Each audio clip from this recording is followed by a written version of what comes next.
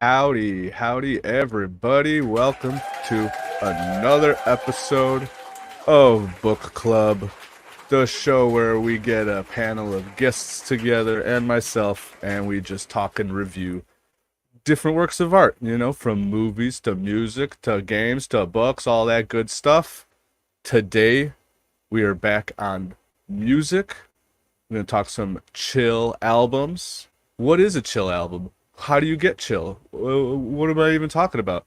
All great questions, okay? We'll get to that. But if you haven't followed the show before, what we usually do is, alternate between different... It's called Book Club, but, we alternate between movies, music, all that good stuff. So, like I said, today, music, and we have three great guests. One's going to show a little late, but again, if you haven't seen this show before, what we do is four people, including myself, three guests. We pick an album. Yeah, boys. We all foursome. Oh wait, are you still? Where'd it come from? I didn't know I could still hear you guys. Mute you guys. We will. That threw me off. Four people each do their homework. Then we go listen to them, and then we come back and we talk about it. Since Jerry wanted to rudely interrupt, I forgot. I'm supposed to remove you guys from the stage and then add you guys like that. What's up, Jerry? How are you doing? I mean, it says on the subtext, I am the head of the shaft. He is the head of the shaft. I am the head of the dick. He is the head of the dick. The head dick, lady full of soul. At your service. Oh my god. It was good chill music though, wasn't it? It was. It's funny because I was trying to talk to different people about, you have a chill album, but people have a different definition of what's chill. So some people are like road trip music, which could be totally different than chill music. And I'll get to what my definition of chill music is, and we have a great variety today. Let's also introduce. Oh yeah, by the way, I don't know if I said Jerry Crow, everybody, ladies and gentlemen, aka R21D over on YouTube. His links are down below. He is doing fantastic work, just putting up some sweet improvised just jam sessions, and it's a madhouse. It's artistic expression at its finest. And I highly recommend everyone go sub and check out Jerry Crow over here. It's shy about this song. What's that? It's shy, but we're getting there. Oh, right on. Yeah. Hell yeah. And then also, we got my company boy brethren, Insidious Bliss. I was muting and kicking you guys out because I didn't realize you could... What's up, Insidious? How you doing? Hey, well, I figured if Jerry's the head, then I might as well be the taint. You're gonna be the taint? I guess I'll be the balls. And that's a combo I'd like. That's a combo I'd like. Just say, as a lady myself, just say. Like I said, we will have one more person joining us in about just under an hour. It would be Geno. Good old Geno. We'll get to his album when he finally gets in here, but yes, if I'm the balls, you're the taint, you're the shaft, or you're the tip, then I guess Geno must be the shaft. Yeah. No, Jerry's the shaft. Oh, no, you're the shaft. Head of the shaft. He's the head of the shaft. He's the mushroom tip. I'm like, Jerry's I'm the that mushroom tip. Just a tip, total bullshit. Yeah. So I guess a fucking dick. I'm total bullshit. It's never just a tip, never. Double trouble, So I guess Geno will be the lower shaft. I guess there we go. Yeah, it's unless he wants perfect. to be the backside area, I mean, some do, but the veiny part. We gotta console him though. Maybe he just wants to be the prawn. Yeah, I'm sure. Listen, there's nothing more chill than an anatomy lesson. Exactly. Here in Book Club. That is. You were here, yeah. You You never know we're here. Which book you open up, yeah.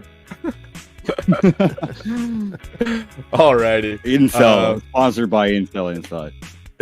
Sponsored by Intel. Incel. I thought it said Incel.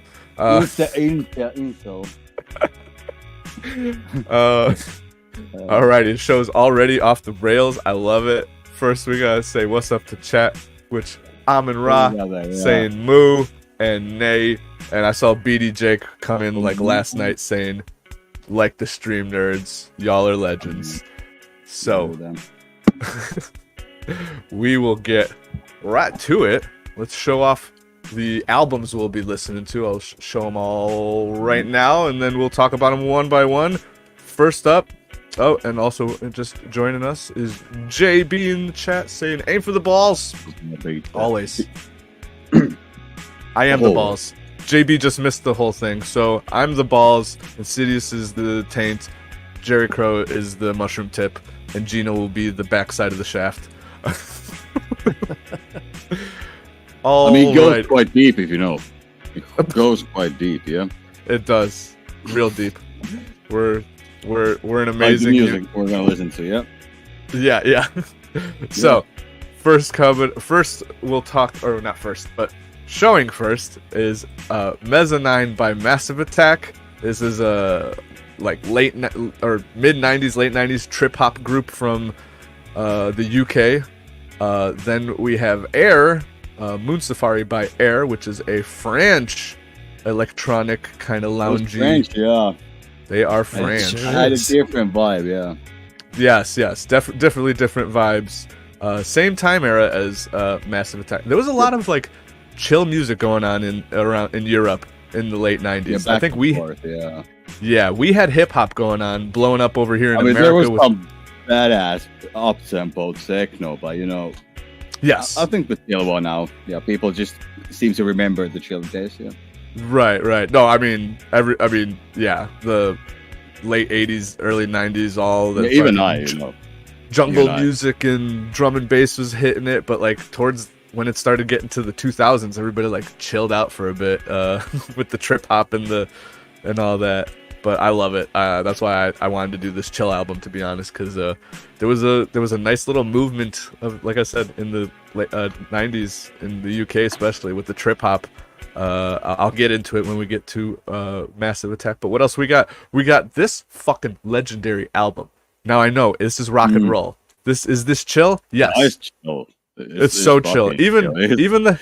I mean, there's like two songs not that chill, but. If you're in the mood, then just fucking chill, though. Even the heavy parts, I would still say chill because I mean, look at the album art. That's heavy as shit, but that's chill. Yeah. But the reason I would describe this as chill because I have many times on a chill session with my buddies popped Led Zeppelin on, smoked a blunt, and just hung out. Like that's kind of like the music. You know, like something that's not too intense. It gets pretty intense sometimes. Yeah, I've done it. I've done it too many times myself as well. Exactly. Yeah, it just comes. You never even plan for it. Right. And even like, sorry. And like, even the heavy parts, it's still nice and kick back. Really, classic rock in general. Even though it went hard back in the day, compared to like hard today, which is just fucking death metal and all that shit. In hindsight, Led Zeppelin's pretty chill. Yeah. Hell yeah. And then last but not least, we have the original Post Malone. I'm gonna spoil it for you too. I like this one the best, actually. You know, you did. No, yeah, it was. The short songs were so new to me. I was like, I'm gonna hate it, but yeah, it just kept on going. I mean, that was a good song, but it was the whole album, right? Right. I fucking loved it. Yeah, I like it too. I just like never heard within.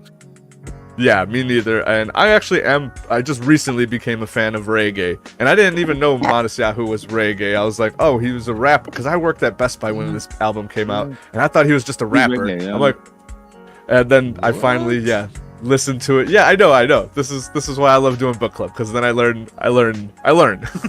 Well, do you not a fan, right? I'm not a what? Fan? No, I was asking Insidious. Was he a fan of the... Oh, yeah. Yep. Oh, I mean, I grew up with this on the radio all the time, so... Okay. Yeah, no, he blew up in the like late 2000s. Like I said, I was working at Best Buy. Everybody kept asking for Modest Yahoo. I'm like, I don't know a Yahoo. You want a Yahoo? Go get some chocolate he's milk. Modest Yahoo. You. Oh, Modest Yahoo. Nah, it writes out way different. But yeah, right on. I've heard of him though. Yeah, now I got it. Yeah, when you see it, you're like, I have no idea. But yeah, I did. Yeah. When you hear the name Modest Yahoo, I'm like, oh, fucking yeah, I remember him late 2000s. Yeah, he blew up. And I never listened to a single song, or I may have, and didn't realize it was him because I did not realize it was a Jewish reggae man. And he listened to it, and you're like, he doesn't sound oy vey. I mean, he really does. Like.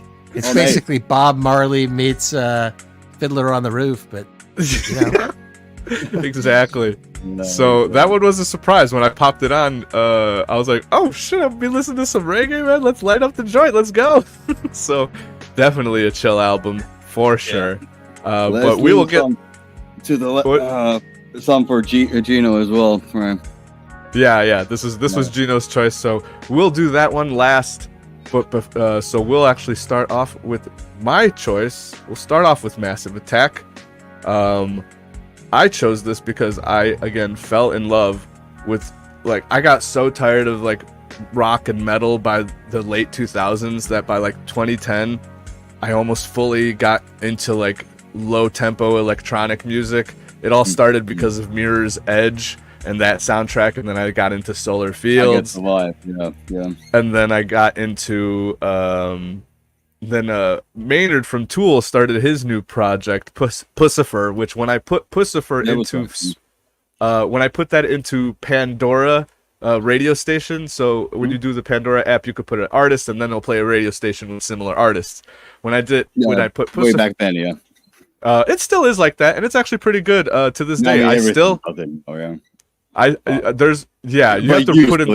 you still use Pandora. I mean, I will admit, it works. It still works. I still use Pandora to this day because there's a few radio stations, playlists on Spotify just can't compete with some of these radio stations on Pandora. Yes, I have to listen to an ad because I don't pay for that, but whatever. I'm used to growing up with ads all the time, so it doesn't bother me. But there's a couple artists that when I put into the Pandora radio, and then you have to, because these days there's different radios, so when you go in the radio station you have to make sure you choose crowd favorites because it usually defaults to my station, and my station's a mix of all your own stations, so make sure to click crowd favorites. That's right. This is not sponsored by Pandora Radio, but everybody go get Pandora. It's so I should, right? It's sponsored by Intel though. Yeah, we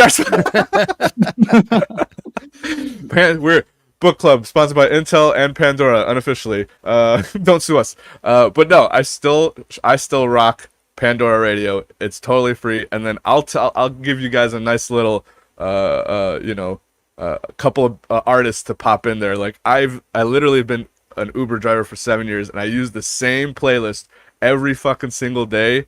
It's an artist called Nightmares on Wax, and it's more of it's still it plays a lot of Massive Attack. It plays Air all the fucking time, which is why when Insidious chose Air, I was like, fuck yeah, dude. I hear that fucking first song off the album all the time. But it's such a perfect station, and it has such a wide array of artists, and just it's very low tempo, loungy, jazzy, and it's perfect cruising music. But I just became addicted to just laid back music for the better part of all of the 2010s, because I was just so sick of the metal that was coming out, the just rock music in general. I just burnt out. Late new metal, wasn't it? New metal died. Yeah, late new metal. Early on, but once it 2000 by 2005, new metal was just gone. It was all replaced by hardcore music, post-hardcore, pre-hardcore, hardcore porn. I don't fuck. But I was kind of I was like, it's getting even heavier and heavier, and I want to lay back. I started smoking pot around 2010, so I just started getting. It does got to you though. Yeah, I used to be a huge metalhead, right? For sure. Yeah, but yeah, no, it's around that time I started, listening more to classic rock. I was always into the Doors, but I started, exploring more like Led Zeppelin. Like, I knew about Led Zeppelin, but I started doing like deep dives with the Beatles and all that stuff, and then also getting. Beatles is good as well, right? It's a bit soft to today's standards, but before that there was like horns and double basses. Yeah, for sure. Yeah. Hell yeah. And yeah, man. So I remember just being like, I need to chill out. I started smoking pot. I started listening to a lot of Solar Fields, which is just ambient, very low tempo electronic music. And then, like I said, I put Pussifer in to the Pandora radio station, and this artist right here, Massive Attack, would come up a lot. And I fell in love with Massive Attack right away, and especially this album, Mezzanine. It just hit so hard for me. Like every track on there, just like either was like this smooth, like this kind of dark, slow tempo but sexy at the same time kind of music, and then other songs just sound like gangster beats but with like electro behind it. I don't know, it has that European stank on it. And then half of the songs are sung by like the guys in the actual band, because some of the songs are sung by like guest appearances, other female vocals and stuff like that. It's very normal for I think this is like a duo that makes all the music, but yeah, they get in studio other vocalists and stuff. But then when they're doing the vocals, it's like this low robotic tone of rapping, and just like, I don't even know how to describe it, but like I've never heard it before, and I was thrown off at first. It's all like toy like, people make me boy like. I'm like, what is that? I like it. But yeah, I really dug the dark and the gangster with the slow tempo and some like, oh man, like some of the like keyboard synth riffs that are in there, like man, they make my hair stand. It's just like, holy. It wasn't like every other metal band that just plays doom grunge metal, like it had its own thing going on. But I'm not sure it wasn't the mix I heard, but man, did it sound like shit. The guitars, they were not there. Like, it could have used a bit more work, you know what, I do agree. They did remaster this album recently, so perhaps it sounds a little better on there. Out there, yeah. But yeah, no, I was listening to it, and the guitars in it, yeah, they do sound a little like chunky and like not clear. They did not do them correctly, I'll tell you. Right, I know. I feel you. And at the same time, I actually love it. I'm like, it just sounds like, yeah, the EQ on the guitar, yeah, it doesn't sound quite right. It actually sounds kind of like that. Oh, there was a couple other artists back in the day where it was like kind of electronic music, but at the same time they would throw guitars in, but they sounded like Fender guitars that were recorded like from across the room. I don't even know how to describe it, but like there was a couple of artists and like UK artist that kind of went for that kind of guitar tone. I think it was intentional, but at the same time, yeah, it's quote unquote wrong. But really, yeah, wrong, yeah. If you try it with too hard, man, your ears they're gonna kill. When the feedback hit, it's just fucking hits. Right? For sure. Hey, what's up, Static? How you doing, bud? And Geno saying, gonna be on a bit late. Kids are still up. No problem, Geno. You do what you gotta do, buddy. But yeah, no, I feel you with some of the mix and all that. Like, it's as if it was trying to be mixed as like, not. I almost said dubstep. No, not dubstep, but like dub music. I don't know if you guys are familiar with like dub. Like, I'd say house, not even electronic house, but like house banging. Yeah, because the bass is like so heavy. Like the bass is like ridiculously heavy in like the muddy tones. Like throughout the whole album, my bass was just. I heard from I think that was the reason why the guitars themselves were shit in the mix. Yeah, I fully agree. The mix on this was shit, but at the same time, I fucking love it. I love it. But hell yeah, the tunes were great. And actually, I was just reading up on it right now. The background and recording of this album were just they're exploring darker audio-visual aesthetic with distinct influences. I'm just reading Wikipedia here. But they're sampling songs by British post-pop bands such as Wire and Gang of Four. So they're doing like samples. They're doing, they're trying to mix so much together that's why it was such a challenge for them to actually mix the album. But it actually kind of created the genre of trip hop, where with like because there's similar albums. Another artist that I always associate with trip hop is Portishead, and their album. I'm blanking on it.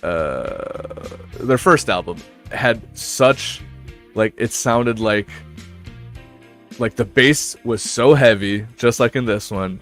Like some of the songs would when they play in my car would just fucking shake the whole car because of how heavy the bass was in the songs, and just it was just mixed very interestingly. And because this is such a smorgasbord of genres put together in like a dark kind of atmosphere, it was interesting how and the technology at the time. This is the late 90s, so this isn't today where it would not be so impressive anymore, right? That was way back when that was actually fucking impressive. Yeah, it is, exactly, because you take because we're audio. Me and Jerry here are audio snobs, and so we're talking shit about the professional recording and all that. But again, this is on tape. They're trying to splice and dice all this shit together. So in hindsight, it's actually kind of amazing that they did it in the first place. But yes, there is a remastered version I think they put out I can't remember when it was, 2016 or 13 or something like that. But I think that one sounds a little better. I did end up listening to the original recording when I was listening to it for book club again, just to get that old feeling of. I had some fucking 64 kilobit MP3 for sure. It was so shit. Oh no! Oh no! You were saying about tape, man. Tape won't sound that bad if it's not no! Mangle through a fucking 8-bit. Damn it! I should have sent you a Google Drive of some high quality MP3s so you could have listened to it. Yeah, they didn't have them up first. Oh shit! I thought you were able to just go on YouTube and just listen to it. No, they're not. That's what not on my YouTube though. Oh shit! Countries. Yeah, countries will block you. Oh, you're right. Damn it! I'm on the good versions. Yeah. Right on. I usually with movies and stuff, I'll usually hook people up with a copy of the movie in my Google Drive. I don't know if that's quite on the legal side, but I'm not distributing it to anyone there. YouTube, so Google, don't come after me. This is purely for review purposes. Okay, thank you. So yeah, I would say with this album, it's kind of funny because you said it was the trip hop, which I learned after I listened to it. Because that's this, when I listened to this, what I was envisioning was a 2000s movie.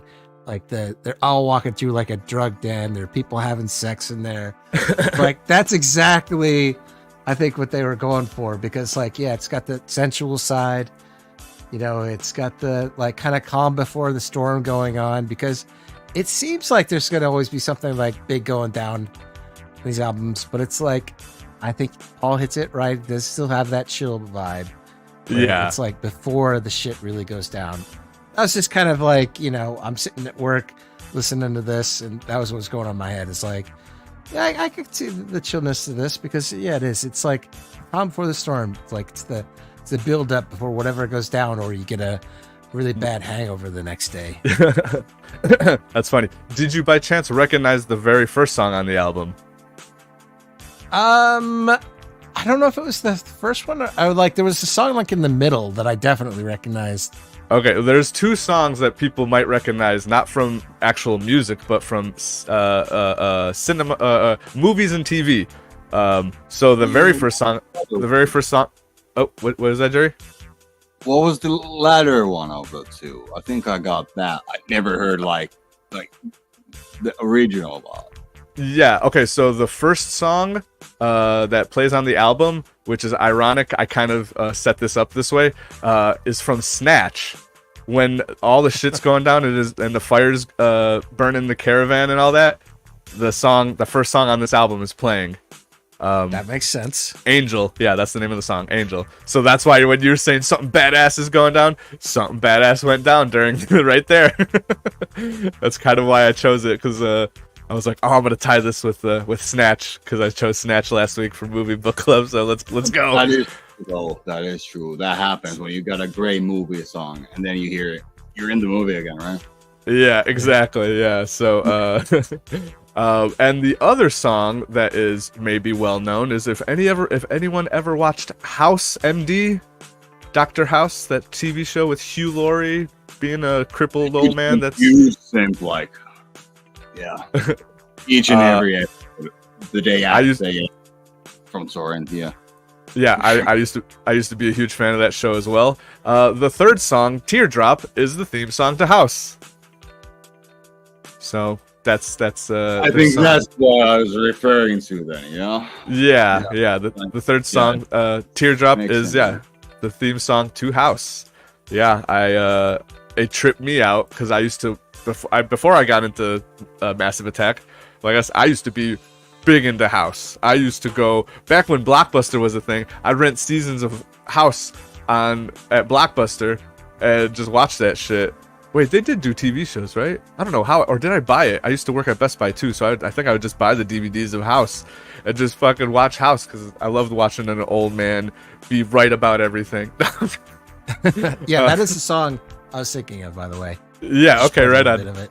There you go. Yeah. So when I heard when I listened to this album and then that song starts playing, I'm like, oh my god, that's House. And then the vocals kick in and I'm like, I never heard the vocals to that. I was very indifferent about the vocals at first. I'm like, but then it grew on me. And actually, I learned very recently, that the vocals on that song, the House theme song, there's an interesting story on the vocal recording. The female vocalist, days before she came into the studio to sing that, like her husband passed away, and they just kind of like let her come into the studio, and I don't know if she improvised the song or something, but like you could hear the sadness. Like once I heard that story and then re-listened to it, like I like got like chills because I was like, damn, you could like hear the sadness in her voice, and like they just rolled with it. And that's sorry, you're capturing something real. They were definitely were like, let's capture this, and it was some shit. So a little bit of trivia there for that one. But yeah, it's funny. Yeah, you mentioned the whole, I imagine, movies and stuff like that. But yeah, Massive Attack, big in a ton of movies. Well, not a ton, but just to name a few, like Snatch and House. I do not know of any other ones, but I'm sure that they sneak in all over the place. I'm trying to see if there's a list of things they have been in. I am not seeing it, but yeah, man, trip hop was pretty big, like big but underground at the same time, which is like what really got me interested. Oh, geez, sorry, burps. But like, yeah, man, like, I keep seeing old mid 90s trip hop being sprinkled into like not just movies and TV shows, but I really tweaked out when I used to watch this this Korn documentary Corn as in the band. I'm not trying to not say porn because that's a way to say porn these days on the internet without saying porn. A porn documentary is just what you say when you're about to go into the Senate, you know, what you see tractors, you know. But no, yeah, there used to be this documentary on Corn, and there was just this one. I remember very clearly. There was this one shot where they're just like in bathrobes, chilling in the backyard someone's backyard, having a barbecue, just hanging out after a show or whatever. And I could hear in the background Portishead playing, and that's when it dawned on me that Corn and nu metal wasn't the birth of rock meets hip hop, because that was more of a Limp Bizkit thing. They really blended the two, but Korn was more of rock/metal meets trip hop, because if you listen to like a lot of the guitar tones in this album, even some of them sound like keyboard parts, but I picked up some like just background little lead notes that heavy effect, like wah wah wah wah wah kind of sounds, but like yeah, no, and what was that? You broke up. Industrial. Yeah, exactly. And I think also, yeah, exactly. It was a little bit industrial as well. And I think that's another reason why,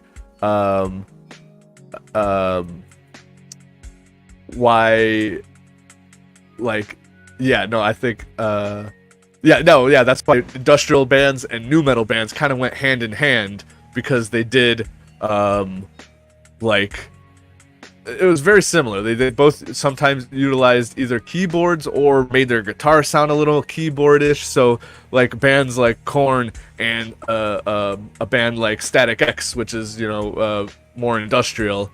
That's why they kind of like went hand in hand, because they both kind of did, you know, interesting sounds like an industrial band would. Yeah, and this is another reason why I think I love trip hop, because I love nu metal, I love industrial, or like the 90s industrial. I got into industrial. Yeah, it is for sure. You don't know how many times people see me wearing a Static X shirt and they go, "Holy fuck, Static X!" People I would never expect to like Static X have talked to me about my shirt, and I fucking love it. It's out there though. People do listen to it. Hold on, let's see. Gino was saying that he enjoyed this album. Hell yeah, honestly. And he says, honestly, all the albums are super calming and focusing. Heck yeah. And then we also, like I said already, yo to Static, yo to DJ, saying, what's up, fellow company boys? And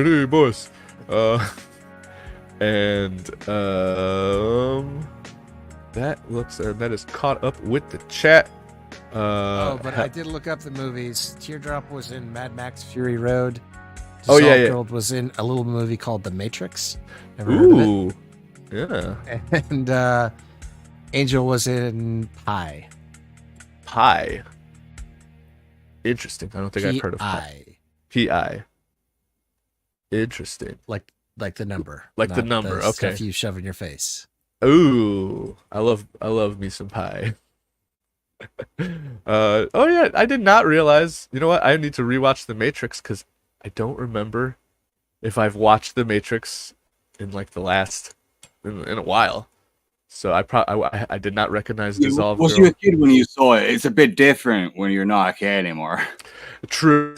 Exactly. I am a little scared to watch The Matrix, because I recently watched my other Matrix-y favorite movie, Equilibrium, and it kind of did not hold up to my standards anymore. I was like, it's still good, but like some of it's kind of cheesy, so I'm like worried to watch other movies and ruin my... The story was good. The fight scenes were kind of cheesy. Yeah. I think the fight scenes still hold up in Matrix, so I think I'm still good. But the Matrix got old quite fast. Everyone was doing the fucking 360 pan with the camera. Oh yeah. Doing it. That's what happens. Definitely. Yeah, when something blows up and gets too popular, everyone starts to copy it. That is why I'm glad trip hop didn't get too popular, because, you know, everybody didn't try to do it. That's why nu metal died, because it got too popular and everyone wanted in on it. All the frat bros wanted to say that they listened to Limp Bizkit and whatever, and it ruined it all. We should have kept it. Alrighty. What else did I learn about yeah, no, this album truly, I to me this is almost an unskippable. Like, I don't really skip any songs on this album. I think there was one song I used to always skip, was The Man That Lives Next Door.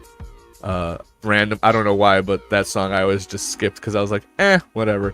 But I listened to it recently, and I'm like, you know what? I have no problem with this song now either. Like, every song to me, just banger after banger, just like I said, either sounds dark and like gangster almost, like, because like some of it sounds very hip hop. Like the beats sound very hip hop, like the same way that they were making beats and samples here in the U.S. Like the old school hip hop producers, they were doing the same thing, but instead of throwing like jazz and funk over the beats and rapping, they just did more electronic and singing. So it's like in the same vein, but just it's spread off into two different things, and hip hop became what it was here, and trip hop became what it was over there. And I always love telling people, like, yo, check out trip hop. You're missing out. Check out Massive Attack, Portishead. There's a sweet album by Sneaker Pimps that I fucking love. Sneaker Pimps, you say?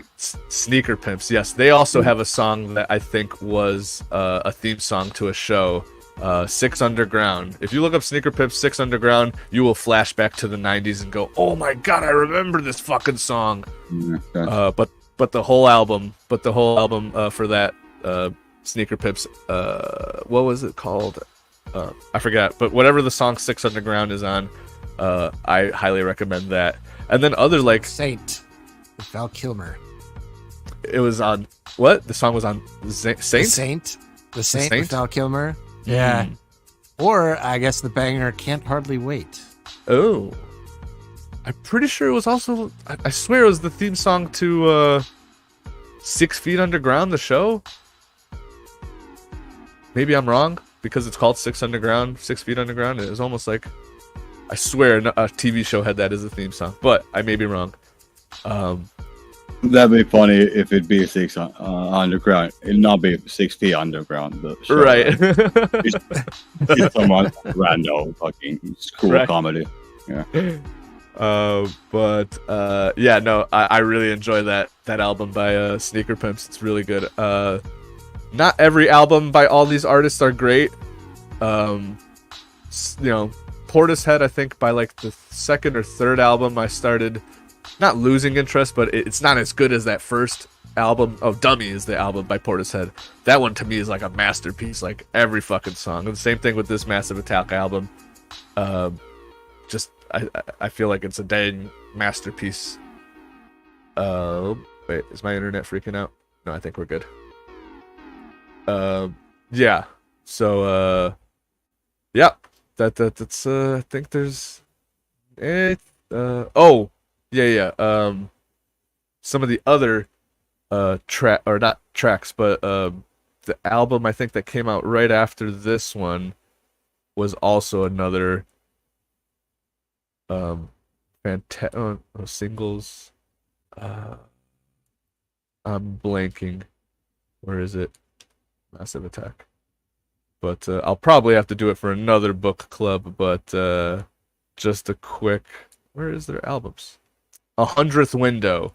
Yeah, so the album they came out with in 2003, right after Mezzanine, which is 98. I don't know if I mentioned that. That's another crazy, like, yeah, it's just wild that.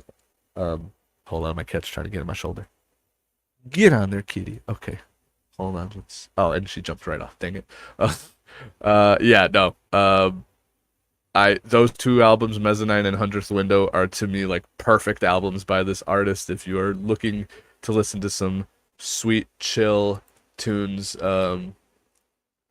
like, yeah, if you've heard my songs and you're like, oh, I like your like chill stuff like that, I'm very heavily inspired by these artists. So, yeah, that's all I gotta say about that. That's all I gotta say about that. Laughs, locks, a box of chocolates. Anyways, any other last thoughts on this album before we move on? I'll take that as a no. Artwise, not a fan. I mean, I get the vibe with the scorpion and shit, but if I'd be looking at that and listening to music, it turned down the music. I'd be you know. And Right the fucking on. name Mezzanine is like, it's so spiky already, man. Yeah. But that's all, yeah. Right on. Hey, different strokes. It's, there you go. I mean, you gotta rub the tip a bit different than the balls and the shaft, you know. You're not a woman. Yeah, that is true. That is true. Jerry Crow is identifying as a woman today. Lady LaSalle. Am I saying that right? Alrighty. Let us move on to it's like La Soul, you know, like the LaSalle. La Soul. LaSalle. Oh, did I say on? Oh, yeah. I put an N there. I am dyslexic. Lady LaSalle. Thank you, Lady LaSalle. I never even fucking noticed. Alrighty, let's go to the next one. Let's go right into this. Another chill album from, I think, also 98. I think, yeah, about that time, yeah. Yeah, released 98. These two albums were released 3 months apart from each other. January and this one was... Oops. Where is it? Where is it? Dang it. April.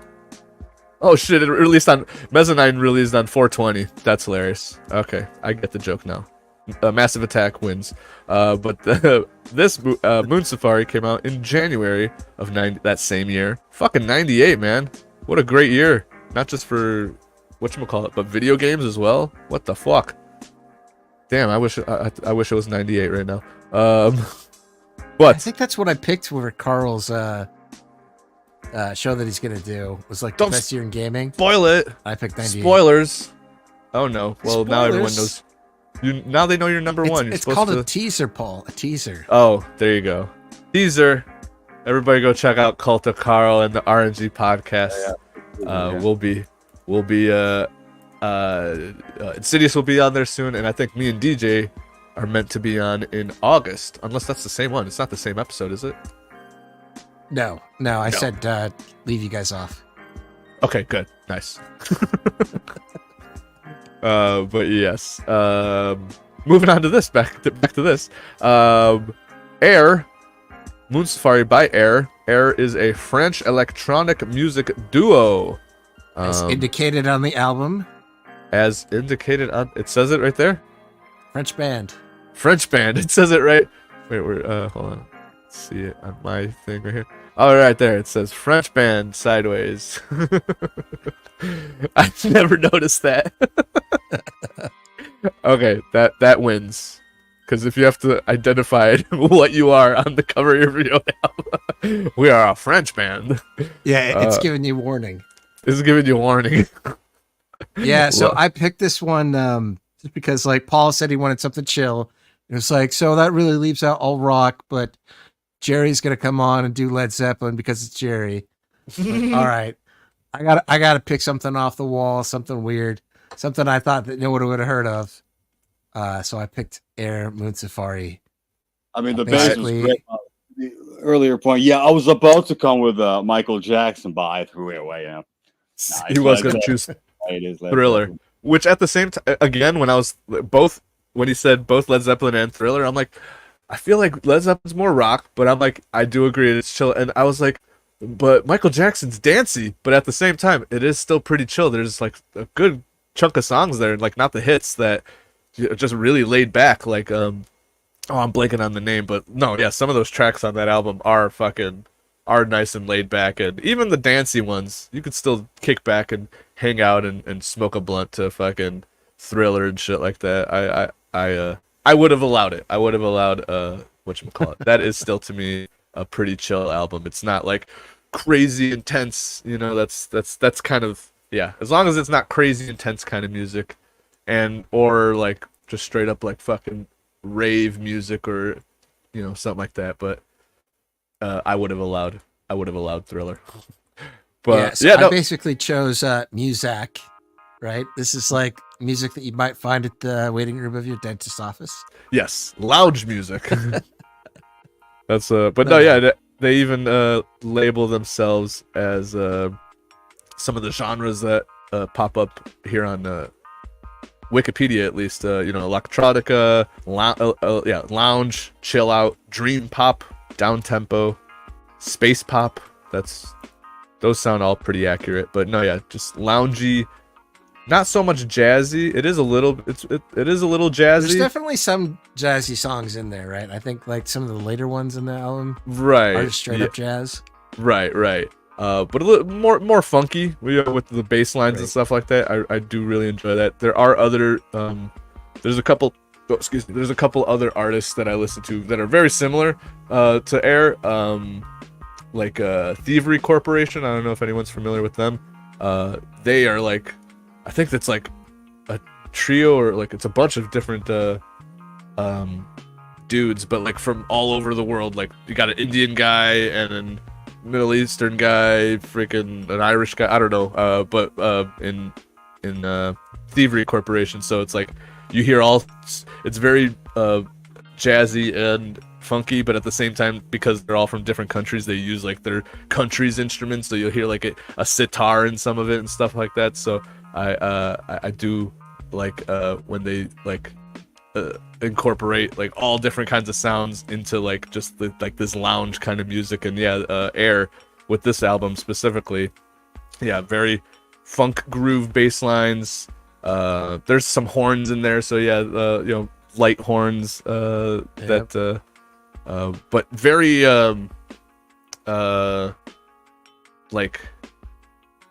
what's the word?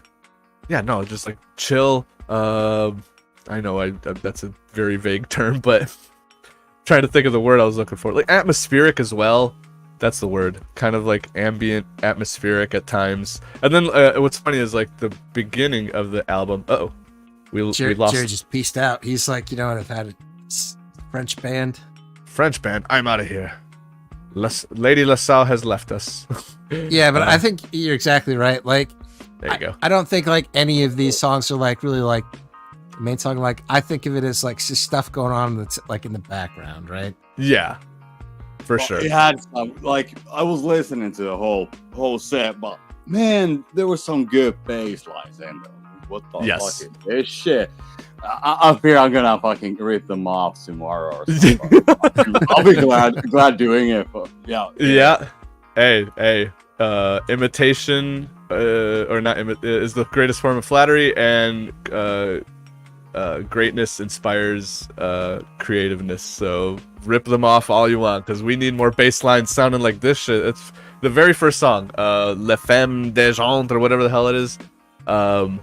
I listen to that song all the time. It always comes up in my playlist, my Pandora playlist, and it's like the most relaxing of all the fucking tracks that like we've been talking. Like we talked Mezzanine and that whole thing, but that one's more like dark and it builds up and stuff. But that first track on this Moon Safari album is just like, I want to lay down and just I want to smoke to all the music. That's kind of the whole point of all these songs. Yeah, I mean, the house was a smoke machine itself, right? I mean,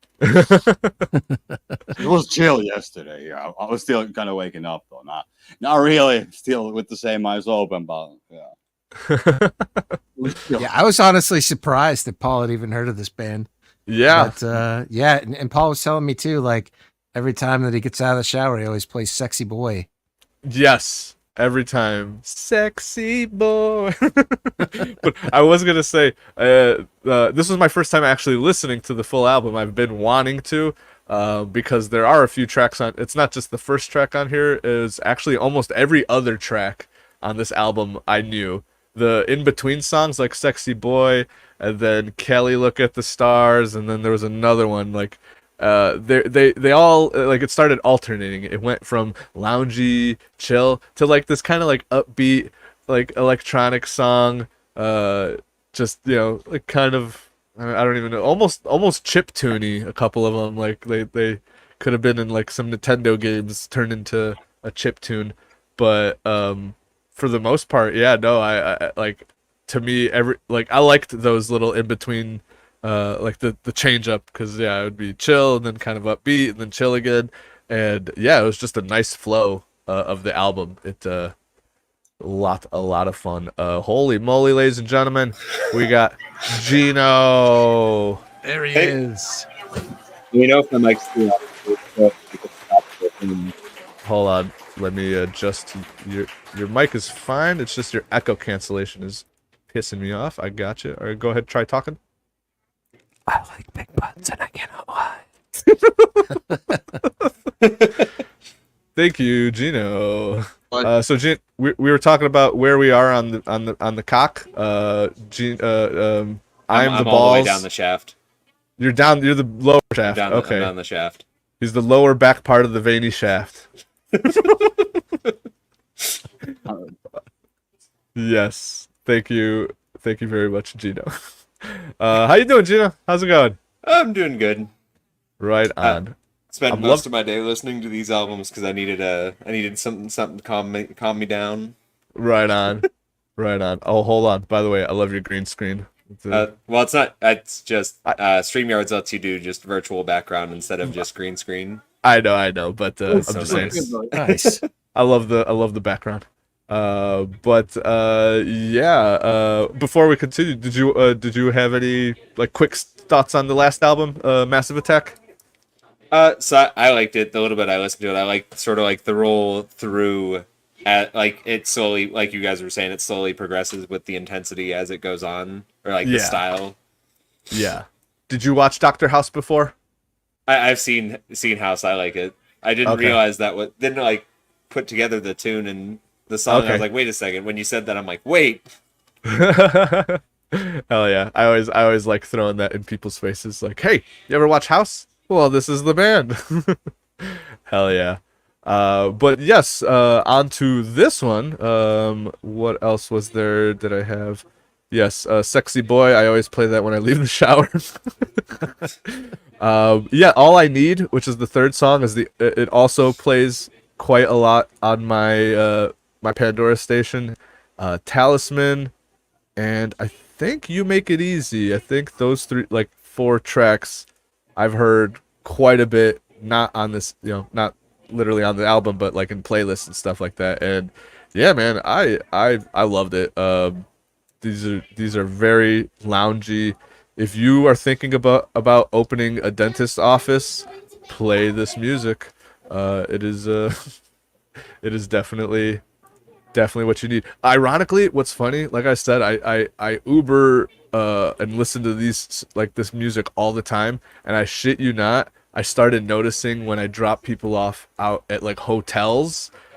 Some hotels would have like speakers and music playing outside where you're being dropped off at, and I shit you not, I have heard a few times either Air or Thievery Corporation. I don't think I've heard Massive Attack, but I think maybe I heard some of these trip hop loungy kind of bands before just playing in the lounge of hotels, high-end hotels here in the city. So I was like, am I influencing some people? Because I never heard this music anywhere besides in my car, and now I'm hearing it in I know I'm not personally influencing it, but it's just it's awesome to see. Like, I hear it all the time now. Like, I've been in restaurants before, and I'm like, is that fucking Sneaker Pips that's playing? Get the fuck out of here. So yeah, man, it's awesome to like. It's true though.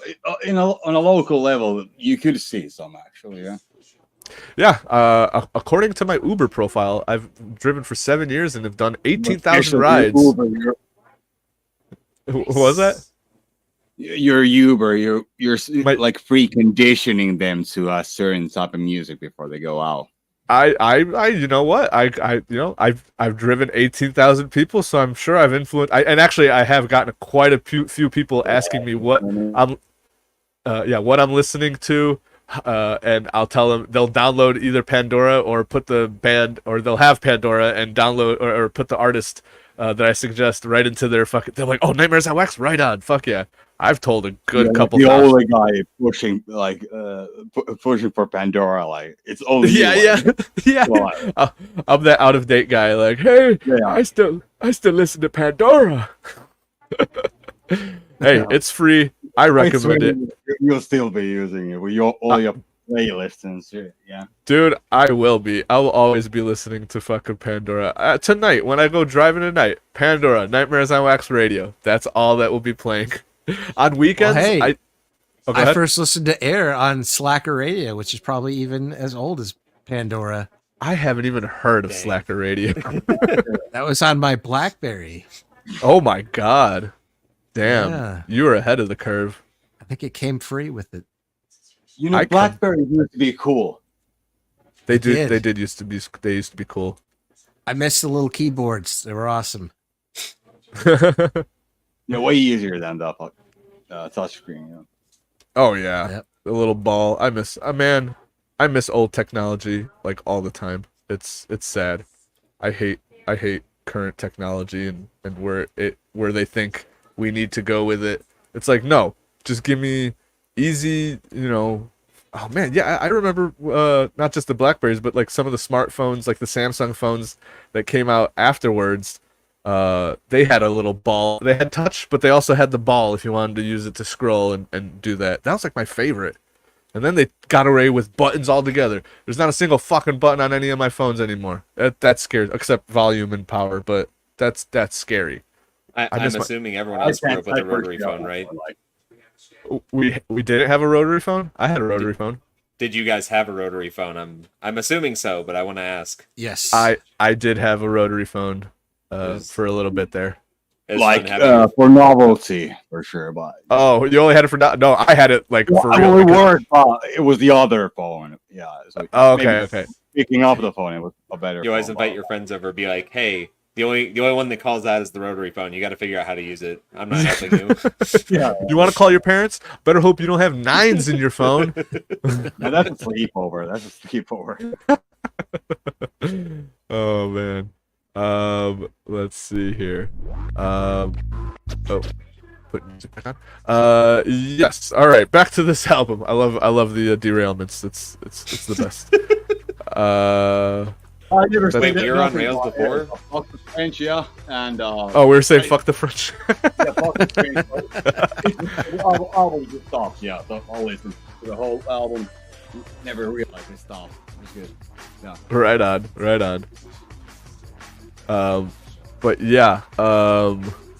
What else?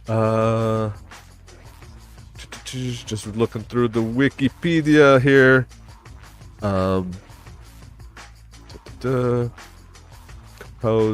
Composed by two French guys. Oh wait. I was wondering why the first song was written in, or like the title was in French. I was like, "Whoa, hey." Oh. I was saying something else here. I need to learn how to read. Thank God. I didn't read that out loud because I was like, "What? The guy from Air started the band Death Cab for Cutie?" But no. It was just saying that they were influenced by Air. Some people from Death Cab for Cutie. Okay. But yeah. The few songs. I am glad that I finally got to listen to this. I almost picked up this vinyl a couple like a year ago or something because I finally saw it. I'm like, oh, I haven't listened to the whole thing, but fuck it, I was gonna pick it up because I just love the tracks that I have heard on here so much. Man, I miss those days. We were like, I've only heard 1 or 2 songs off of this. Guess I'm gonna have to fucking throw down some money and listen to the rest of it. It made you like the album more because you invested into it. Nowadays, I feel like people don't listen to albums. And the art of the album. Skip it if you don't like it, but if you fucking bought it, come on, you're listening through and through for 50 times before you're throwing it out. So yeah. Right. I agree.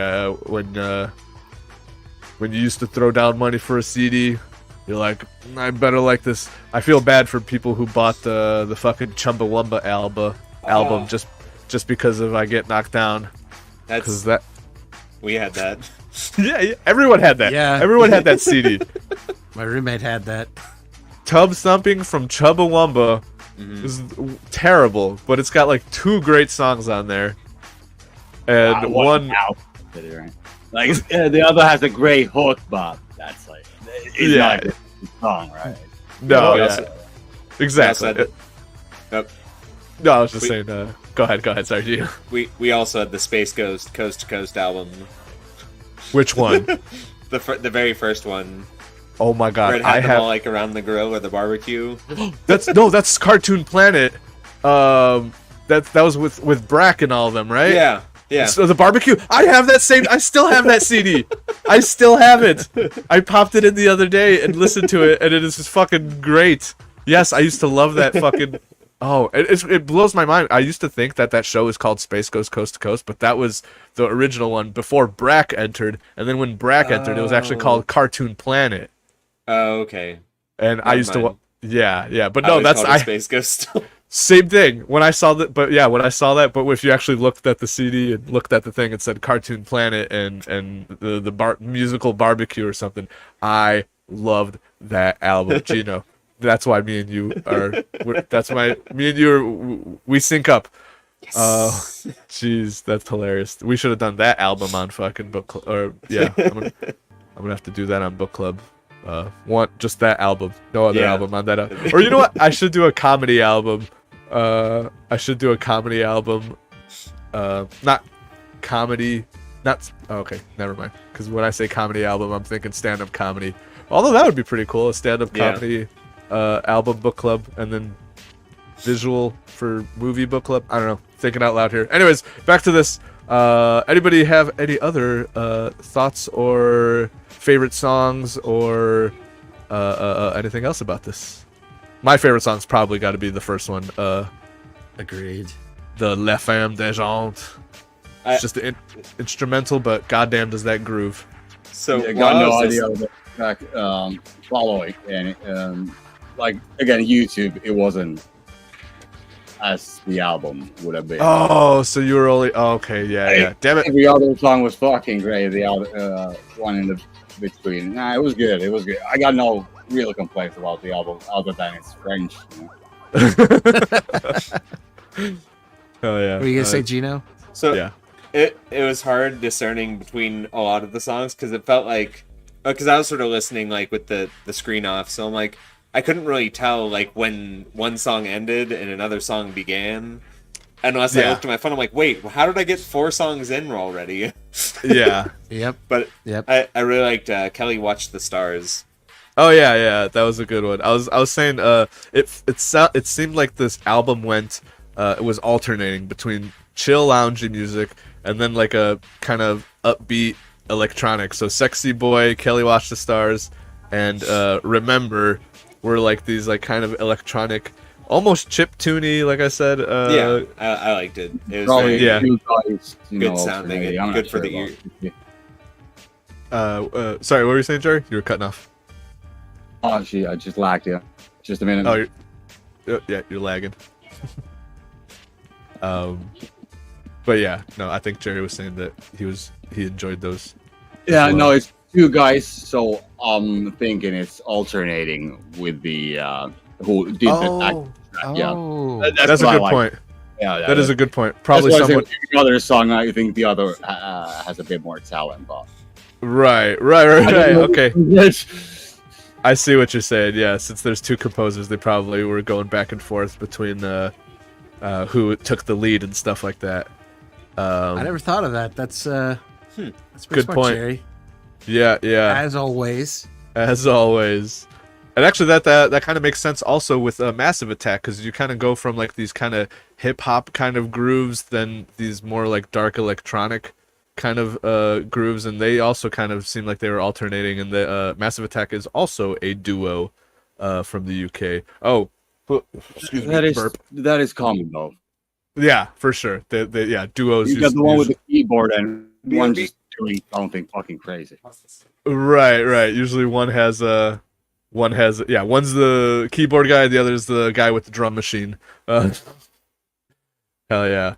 I was gonna say also before because I forgot about this when we were talking about Massive Attack. There is rumors for Massive Attack about like the main guy that has, because I think the duo split up and then it was a different duo or something. But the guy that's always been there for Massive Attack, there's rumors that he is Banksy, the famous street artist guy. No one knows who Banksy is. That's the thing, and everybody. I heard rumors. No way, no. I heard rumors that the guy from Massive Attack. He's too poor for it. He's too... Right on. I just heard that. I don't know where I heard that. I heard that years ago, but that was a funny little rumor. Yeah. Let's see what else. Yeah. Any other favorite tracks or? I like the cover. Cover looks cool. I like the design, I should say, like the watercolor.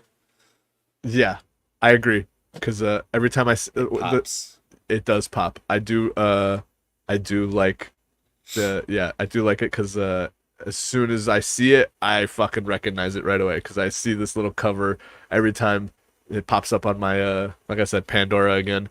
Shout out Pandora. Yeah, and it always pops out. Thing, yeah. I'm totally getting that fucking. You're getting it. I got it. I'm gonna sponsored by Pandora. I'm not sure if it was a real bass, probably not, Bob. Shit. I think you know what? I think a good chunk of it, either it did sound like a real bass. I don't know if they. I don't think they just. Yeah, looped no, or... No, I'm thinking it was some kind of synth with a real good envelope. So that's possible. Really, yeah. So it sounded like a real bass, Bob. It was so crisp, you know. It was actually. Yeah. Yeah. It was too perfect to be a real bass. That's why I was thinking, but it sounded like a real bass, so I liked it. Yeah. Right on. Yeah. Oh man, yeah, that's a good point because I was thinking the whole time that I think I'm team real bass. I'm still convinced that that's a real bass, but you've got me thinking now. I have to re-listen to it because I haven't. It's kind of hard to tell by the credits, but looking at the credits, like some of it does have like bass synthesizer. Synthesizer. Interesting. But not all of them, so I think it varies per song. Right. If there's not a real bass in fucking the first one. Yeah, and every other song I said it was good bass, so. Right. I just thought I should have brought there's a Tribe Society album that I should have brought to this instead of what I brought. Dang it. It just popped in my head. But no, honestly, Gino, I'm really glad you brought yours up because I got a couple jokes.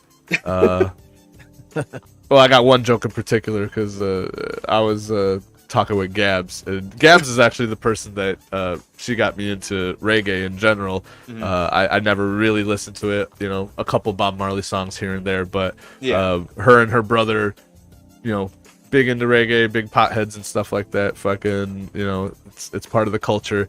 And I started listening to some local reggae artists, some not so well known, some underground, some a little bit here and there, and I dig it. It's pretty much the same. I mean, we'll talk about it when we get to it, but I like reggae. I think we've already transitioned into it. We should just get there. We should pretty much transition right to it. Yes, you're right. Anyways, last thoughts on this is freaking 2 thumbs up. Definitely a good one to kick back and listen to. All these are great cruising music. Not a mistake listening to any of them, Bob, especially this. Listen to them on special edition, you said? Each and every fucking time. No, I mean, none of them was mistakes to listen, but especially this is, it was new. It was new, actually, yeah. Right on. I've heard fucking whatever that was for him, but French, what? 2 guys, 1 cup, 2 guys, 1 cup. Perfect transition to, you know what? Yeah, let's do Modest Yahoo next since we're talking about it. Modest Yahoo. So who fun is fact, that is his Hebrew name. I'm assuming. It is. I mean, that's what when I heard it, I didn't think that. Well, actually, I'm not 100% sure if that was his real name or not, but I knew it is a Jewish thing where they have Hebrew names and stuff. But But I worked at Best Buy when this album came out, and I thought he was a rapper. I'm like, oh, just a Jewish rapper popping up. I joked earlier, I don't know if you heard it. I'm like, this dude looks like the original Post Malone. Yeah, a little bit. There was a picture. There was a picture. Well, have you seen him recently? I have actually. Is that like gray hair, long hair? Aged like God. He makes me feel old, like because like he's aged like he looks like he's like 50s or 60s now. Yeah, but he's only like what, like 40s 45. or something. Oh man, that's funny. But yeah, man, I'm kind of kicking myself because I did not. I thought I swear when I thought I was gonna put this on, I'm like, oh, Gino always talks about Eminem, and I thought it was gonna be hip hop. So I'm like, all right, cool, nice little hip hop album to listen to. Then I turn it on and it's reggae. I'm like, dude, where is weed right now? I need to smoke up. Oh, weird. Yeah.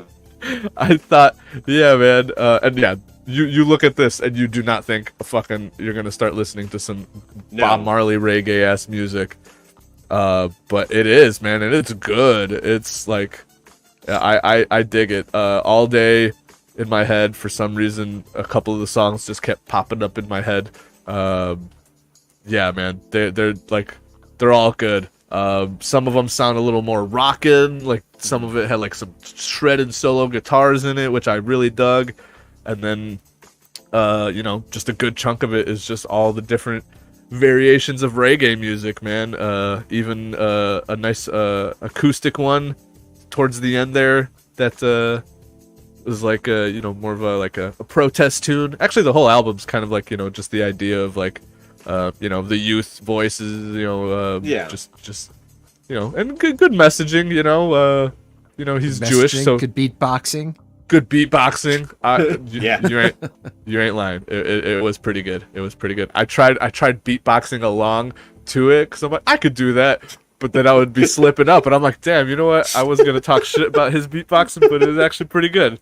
It's actually all right, pretty Paul. Wait. We gotta hear it. good. Okay, Paul, give us some beatboxing.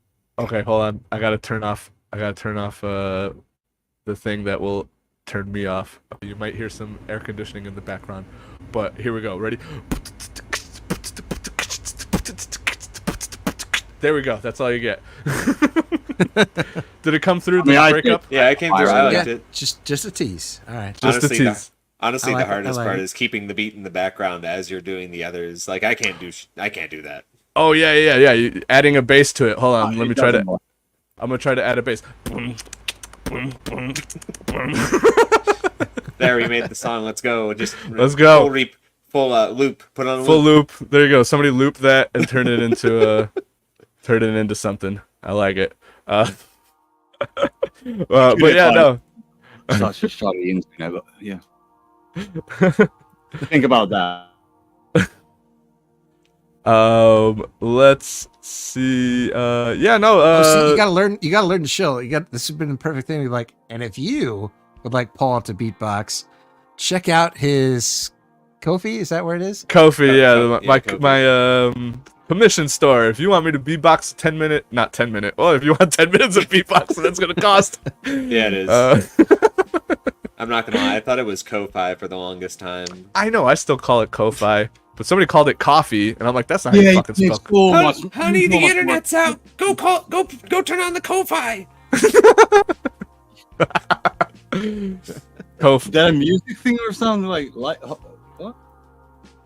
What was that, Jerry? I didn't hear you. I think he's cutting out again. He's cutting out again. Each time I start talking, it sends out signals, and my router goes like, "Oh man, I feel you." Yeah. Was I supposed to be the roller coaster today? No, you were supposed to stay still, but nah. Oh yeah, tell me about it. We're live. Fuck it. It happens. It's all good. I'd probably say my favorite song on this album, obviously, is "King Without a Crown." I was sort of stuck between the album with "King Without a Crown" or the one with "One Day," because those both are probably my two favorite of his songs. Right. It was a good song.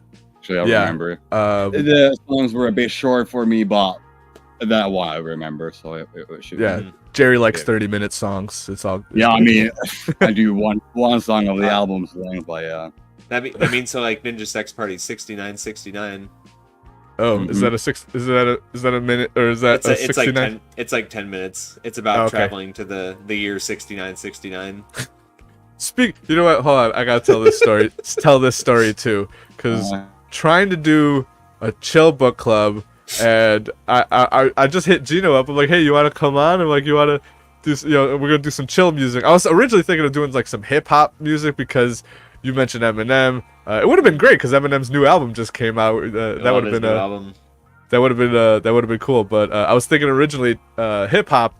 And then I'm like, all right, let's just do chill music in general. I'm like, you got anything? And you're like, does acoustic music count? I'm like, yeah, acoustic music counts. It all depends, you know. And then he's like, how about this? And he sends me acoustic Ninja Sex Party. It's very very classic acoustic album. Yeah.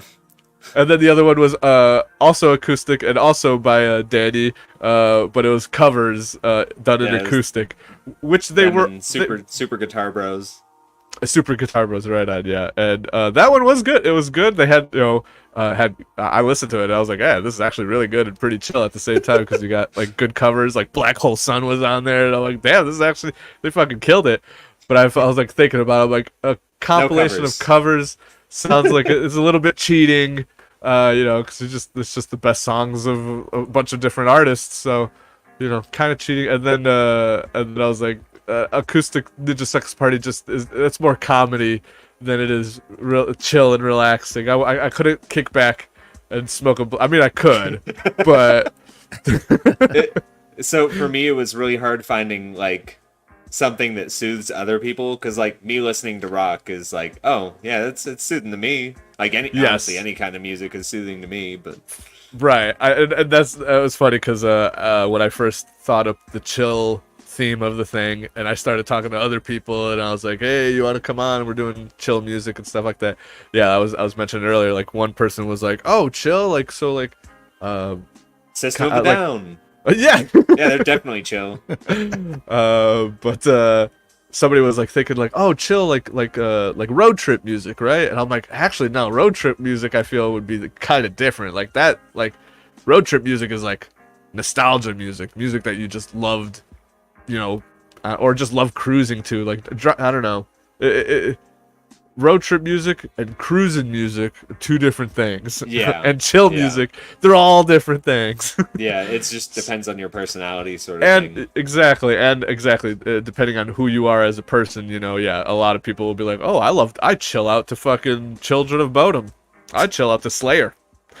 It's like, I get it, I chill out to Punk Goes Pop, Volume 4, specifically. I chill to... I was just gonna name like a porno movie. I don't know. I chilled a Sexy Sluts number 9. I don't know. That's right. They put it on an original soundtrack to it. Why do they keep bringing the same couch every goddamn time? Is that thing even clean? It has to be something disgusting. Yeah. But back to this album. No, so I like the reason I got like introduced to this kind of music is because like 3 of my coworkers were listening to it, and we drove out like to and from like all the time, different places for like hour at a time, and he's just like, you know what, we're gonna listen to this the entire day, and you're gonna be stuck with it because I'm driving. Love it. But it was really good. I liked it. Yeah, no, I really enjoyed it. It's funny, kind of similar story with me, where I was in a car with someone for like 2 hours. We're going out to Starved Rock to go camping, and he puts on a Sublime album and just listened to it all the way through. And I wasn't a huge Sublime fan at the time, but after that ride was over, I'm like, all right, I'm a fan of these albums. These are pretty fucking good, and it helps that we were smoking some hashish along the way. There's always smoking in all my stories, guys. If it's after me 20 and 21, I've makes probably a good story. It does it makes a great story. You telling that story, I was just rolling a joint, so that's smoking. Let's go. Let's fucking go, man. Just don't get sent to the joint. That's a bad time. Yeah, that'd be anti-chill. That'd be anti-chill, not chill. Very unchill. Let me think here. But yeah, no, man, when this album came out in 2006, it was around the time I was working at Best Buy. That's right. And like I said, I had no idea that this was reggae, but I just remember how popular it was, man.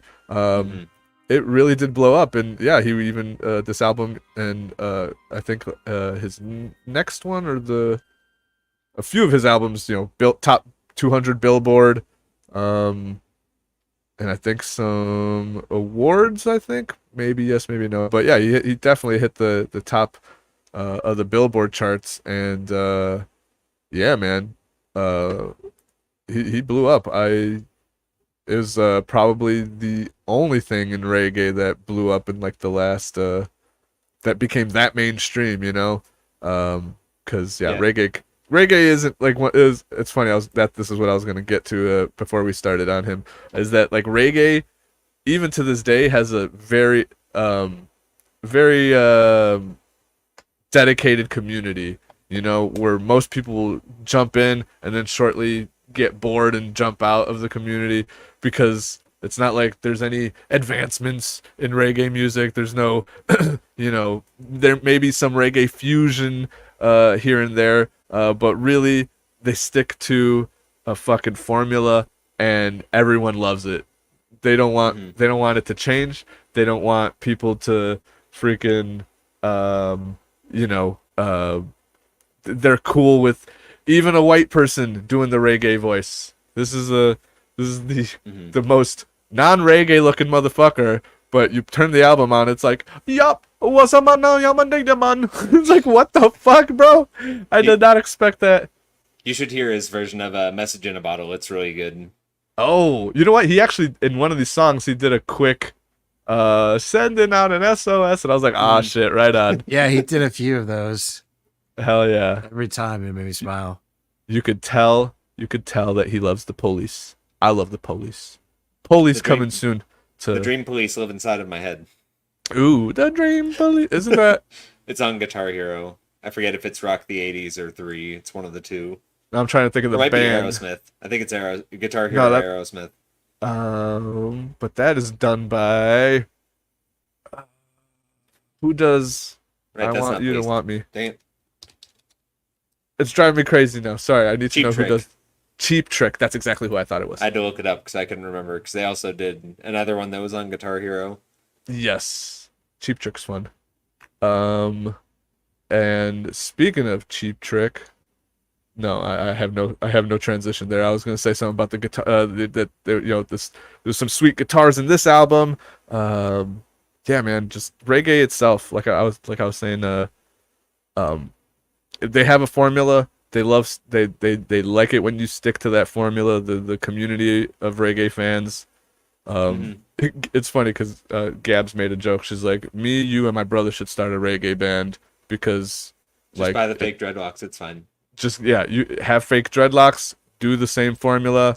Sing about I was thinking of fake dreadlocks, man. Okay, I'll get real dreadlocks then. Get real the banana dreadlocks. That's wearing the fake dreadlocks. It's fine. Oh, there you go. But no, man, yeah. Is this cultural appropriation? I say so. But but yeah, no. I liked it. Good message behind it. And yeah, I very much dig it. If you are into reggae music, or if you're not, go check this album out because it is a good listen. It's a slapper. It is an slapper, not an slapper. It is it's a joint roller, and no, yeah, it's definitely each one of these were. Each one of these are not a joint roller either, right? You gotta roll many joints. No, I had a pack ready, right? He had a whole pack ready. Ooh. Jerry's a goddamn legend. That's true. Hell yeah. Any other favorites, favorite songs, or anything else to say about this? I actually couldn't get the song Jerusalem out of my head. I don't know why. Because It's about really catchy. it is, and it's funny because he says something like Jerusalem. If I ever forget you, then I forget. He says something about like then I've forgot to then my right hand something because it doesn't know what to do or something like that. And I don't know. I'm like I love that for some reason. Hold on, I'm gonna try to see what the lyrics were.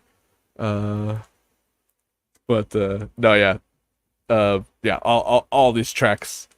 There was not a single song that I skipped. It was Jerry, what are you doing over there? Jerry What is are you doing, Jerry? showing us the bodies. He's showing us where he's hiding the bodies. Jerry, that kills people. Was I muted? I'll put on some Led Zeppelin. Oh, there you go. Is the album, yeah.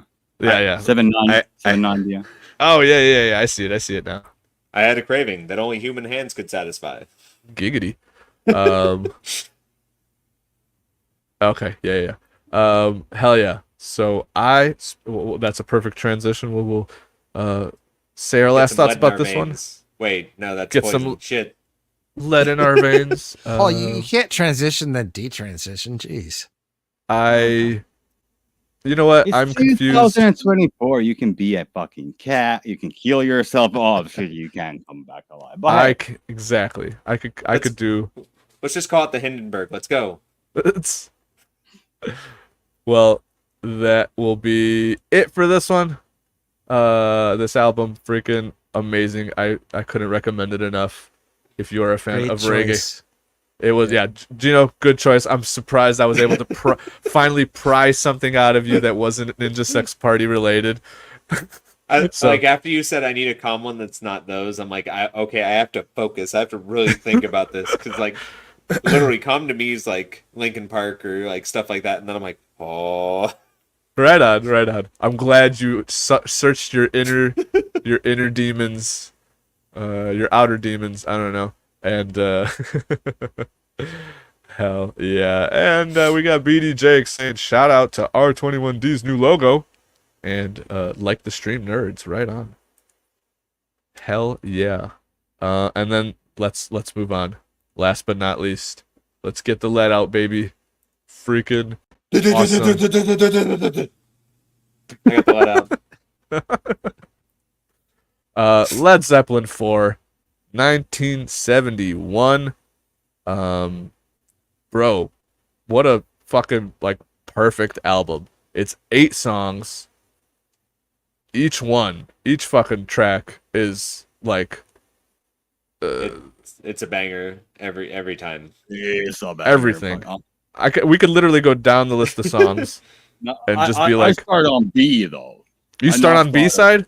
I start on B though. Like sure, when the album came out, when you're listening to it for the first time, you want to leave it with the up tempo. But after all the years, man, you wanna start on B. Yeah, you. Actually, now that I look, that track. I mean, I think it's that way now, but back then it could have been the other way around. But hey, You know what? I'm looking at the tracks, and if you flip B to start B first, then it starts with Misty Mountain Hop, which I love that song. And that's a great first song as well. That is a great first song, and then it ends on Stairway to Heaven. Wow, that would have actually Battle of Evermore, and then Stairway to Heaven, and then end the album. That actually is fucking amazing. I would like that. But the way they end now is still pretty good. You know, going to California, and then when the levee breaks, man, what a fucking. No, that's the shit. That's the shit. Yeah. That's the why shit. I'm saying, like when you're first time hearing the album, right? You wanna end on a good high note, right? Not Right. Stairway to Heaven would have been too chill. I mean, although Stairway to Heaven does have that epic rock part in the middle. So you guys have seen Wayne's World, right? Of course. Yeah. So as soon as Stairway popped on, oh yeah, immediately, no Stairway. No Stairway. What does he say? He's like, no Stairway. blocked. I don't know. I forgot what he said. It's been Yeah, too but long. I need that find used it. to be the case actually, right? Oh yeah, no people, dude. God damn it. All that, like In the all middle- that, like way back then. That's why I think Stairway to Heaven wasn't even that popular, but now it is too popular. So of course, Yes. yeah, By two rock blocked. Rock But Blockster. yeah, by the mid 2000s when I was going to Guitar Center and picking up guitar strings and what have you, god damn, all you would hear is bad guitar playing, tuning, and then Stairway to Heaven. Always that shit. I like that they have the little booths you can go into at certain guitar centers to test out guitars. Oh, like little like booths, like a sound soundproof. booth, essentially. Yeah. Yeah. Actually, I think those soundproof booths are supposed to be for classes. They had one down outside of Vegas that we stopped at that you could take the guitars and test them in there. Right on. Yeah. I think you could do that, but I think what they For originally lessons. yeah, they have them there for lessons, so you can get a teacher go in there. And that's why the guitars amps are already in there. There'll be like 2 seats and they'll do some actually makes teachings. a lot of sense. I always go check out We the just mics. have them, what you call them, rooms, booths, but not the ideal. Right. For sure. Yeah. But that's They just looked at the floor and thought it was good. Yeah. But yeah, no, fucking Stairway to Heaven always played at Guitar Center. God damn it! Why couldn't they play Black Dog or Battle of Evermore or Going to California? No. So if I'm grabbing a guitar to do something, I'm playing Come As You Are. If Come I As grab You a Are? bass, I'm playing Aerials by System of a Down. Right on. Good choices. Good choices. Yeah, solid choices though. Um, I'm getting people to leave usually. But yeah. you're getting what? When I start playing, I get people to leave. Oh, you get people to leave. Yeah. Hey, that's the best. You clear that room out. Like, get the fuck out of here. I don't want anybody in here, anyways. No. I need to break out the bass again. I just keep being lazy. That will happen. I too am being lazy. I have music to get to and that I need to work on. But yes, back to freaking Led Zeppelin here. I'm talking to Black Dog, right? We're talking Black Dog. Black Dog cannot play. It's still like That's a lot better than what I've heard. idea. Yeah, no, I Enjoy. agree. I am a musician, and that song, even they have trouble playing it live because it's such a fucking weird timing. It's like ends on a half. It's Bonham keeping up. It's not even timing. Yeah, I don't know how Bonham keeps up with that because what the hell is even that riff?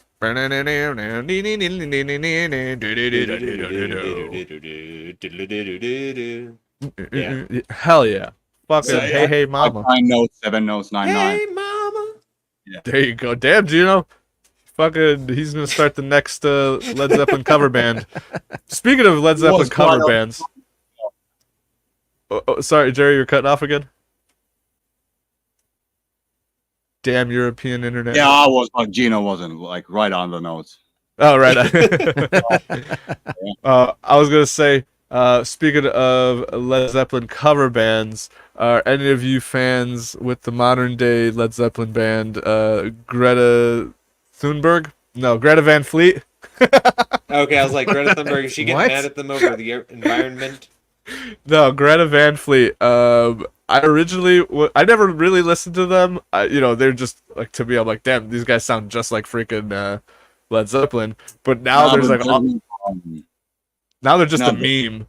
Because they fucked up on Saturday Night Live. They didn't fuck up on Saturday Night Live, but there was this funny ass scene of them in Saturday Night Live doing a song, and the singer's just, I don't know, acting weird or something. He does like this little Twitch thing that just became a meme from ever since, and I'm like, I don't know why I can't get into them. It's too, it's like Uncanny Valley. It's like you guys are trying too hard to be Led Zeppelin. Oh, Yeah, it's okay. not Led Zeppelin. That's the thing. Yeah, but it's fun to play along with. It is fun to play along with. I say that. But what I've heard 3-4 songs like all on, like all the way to the end, so I'm not sure about them. But Yeah, for sure. Yeah, not a big fan. I don't know if you guys ever, Gino or Insidious, you guys ever listen to Greta Van Fleet?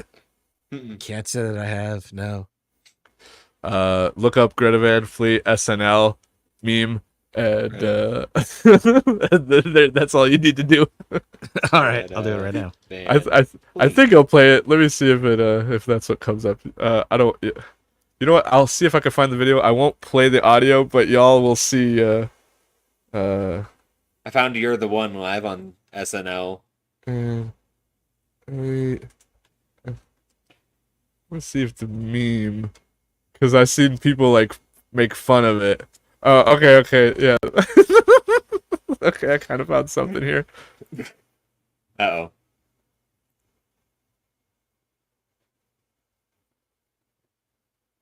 Hold on, trying to make sure this is the right one. All right, it is the right one, but the guy whoever's making fun of, like the one that's trying to make fun of him, isn't that funny? Hold on. You know what? I'll just find the short. Okay, there we go. All right. I won't play any of the audio, but I will show this just because I thought it was funny. The head wiggle. The little little head tuck away thing. I don't know. Like people meme the fuck out of it shortly afterwards, and that's why I find it funny. So just his posturing. Hold on, dang it. Let me start it over. Just like, I don't know, he's doing some weird thing with his hands, whatever. Pause it for a second. Uh-huh. That sort of looks like Blab's face a little bit. Oh my god. It's just me that sees it. Oh my god. I was like, did someone face swap this? Or what's going on? You're not wrong. Holy. Where's Blabs? Oh my god, he looks like it's male Blabs. Gino, you ruined Greta Van Fleet even further for me. Oh my god, I can't unsee her. Okay, but that little head tuck away, people fucking made fun of that so much. I wonder if I could find anyone else like making fun of it. I don't know, but yeah, no. Oh wait, parody. I think. It looks like if someone tried to tickle him, and he's just like, okay, here's someone parodying.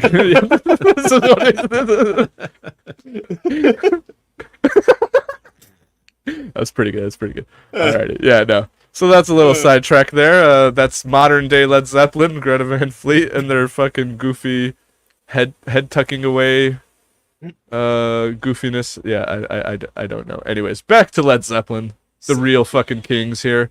So I'm not gonna lie, I'm really bad at like, especially growing up, I was really bad with like artists and songs and albums. And as soon as I clicked on this, I'm like, wait a second. And I listened to him like, wait a second, I know these songs. I didn't remember I knew these songs, but I knew these songs. Oh yeah, no. So this was your first time listening to this? At least the full album, I should say. Right on. I've definitely heard the songs from it just individually. Yes, I guarantee you've probably heard at least half of this album without listening to half of this album. Yeah. Yeah, you're not alone, you know, like when it comes to like even names of people, I'm terrible, but names of songs, I am worse.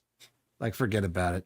Yeah. Even the album I picked today, I couldn't tell you half of the songs that were on it. Same. I can't tell the songs on this one either. Like I'll forget one of the like the critically acclaimed ones, but then I'll Misty Mountain Hop. Yeah. Yeah. Ironically, I think Misty Mountain Hop is like my favorite song on this album. It's so now Four Sticks good in my view. And Four Sticks. Four Sticks going to California. Yeah, the B side. That's what that is a good. Yeah, the three songs in a row. They're not that Zeppelinish, but we was looking for a chillier, you know. Chillier, yes, I agree. Chillier, yeah. So if you start from B, yeah, and you'll get into it, you wanna rock out, I bet. So yeah, no, this B underrated. Yeah, no, that whole B side is fucking fantastic. B I include Misty Mountain Hop because I love that. Yeah. I love that song. Four Sticks Going to California, and When the Levee Breaks is a fucking Yeah, hauntingly beautiful song. When the levee breaks, yeah, that's what it's saying. When the song fucking starts, yeah. Yeah, man, what a fucking chilling song that one is. I don't know if anyone has ever heard the Maynard from Tool, his side project, A Perfect Circle. They did a cover of When the Levee Breaks, and I recommend checking out A Perfect Circle's When the Levee Breaks. Yeah, They did a Zeppelin great job. Played Levy like twice, was it? Live, never. That John Paul Jones played it a few times, but the whole band, it was too hard for them.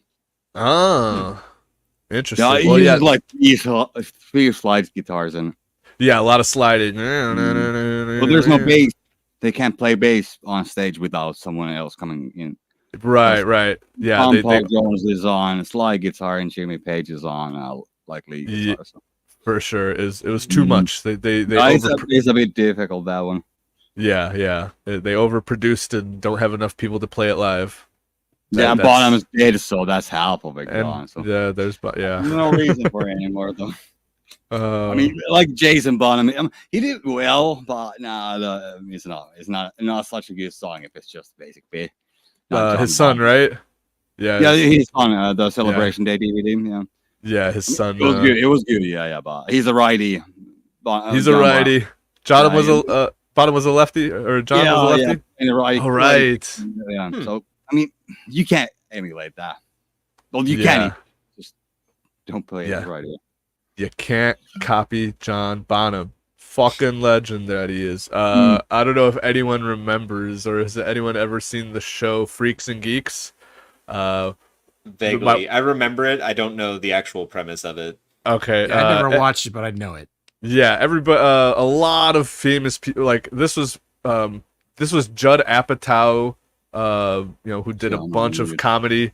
This was his show. Judd Apatow did a bunch of funny movies in the 2000s.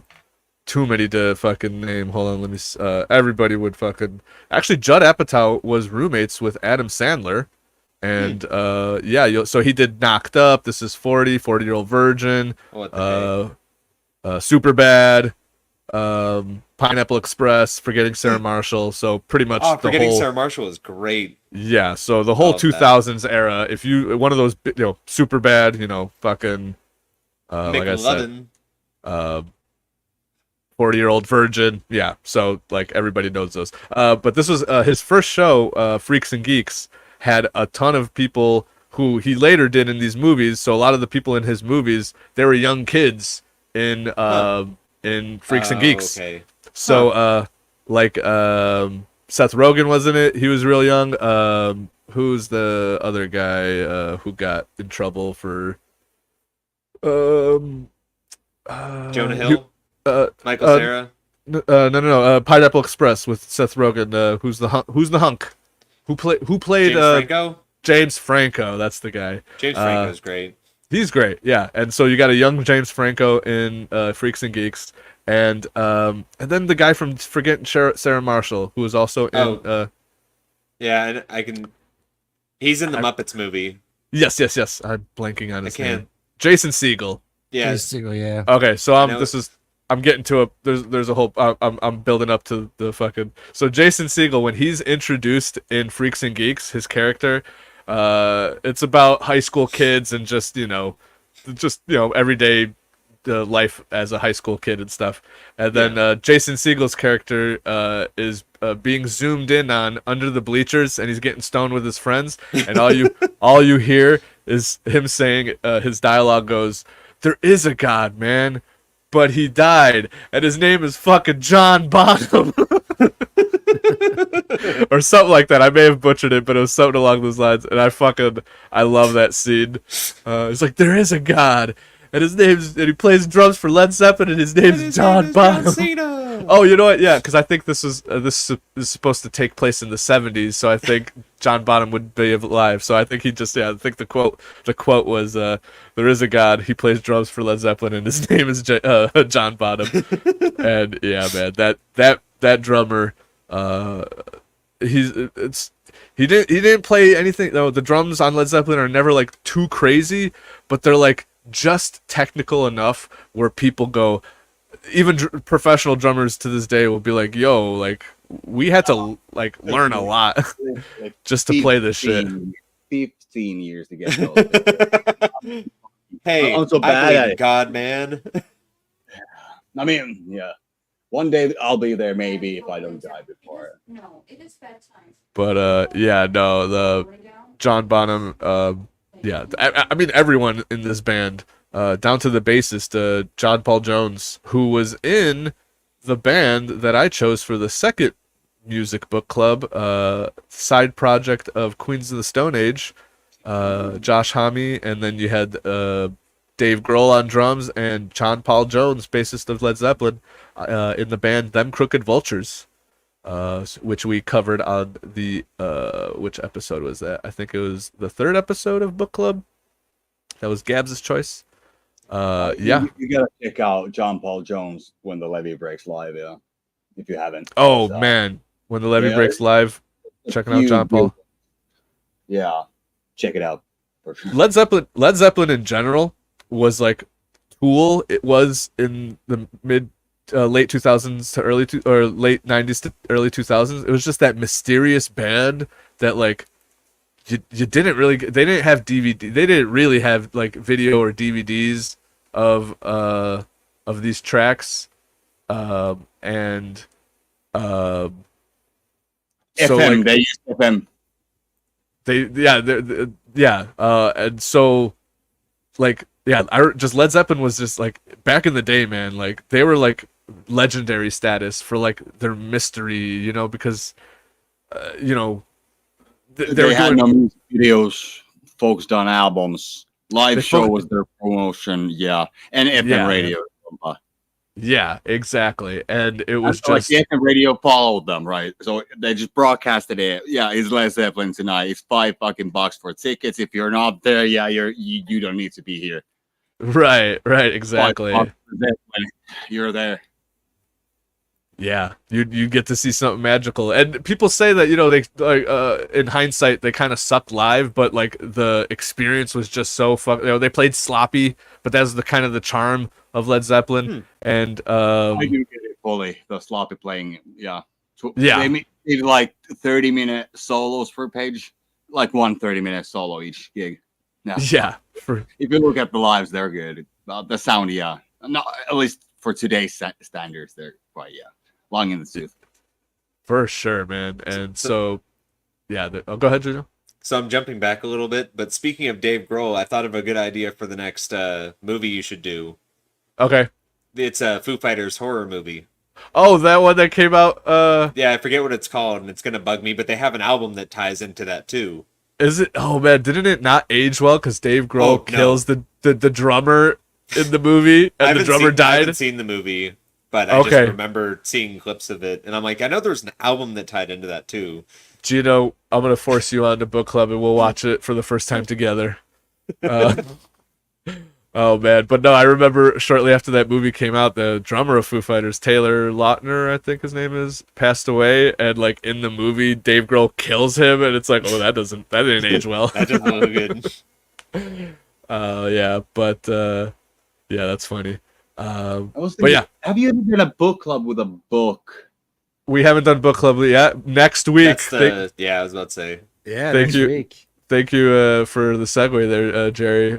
Next week will be the very first book on book club. We will be talking the first Halo book, The Fall of Reach, with we will have Angry Canadian. We got Nerdy Neo, Insidious Bliss if he finishes the book in time. Because I invited him last second because I had room on the panel, and I'm like, hey, you want to come on?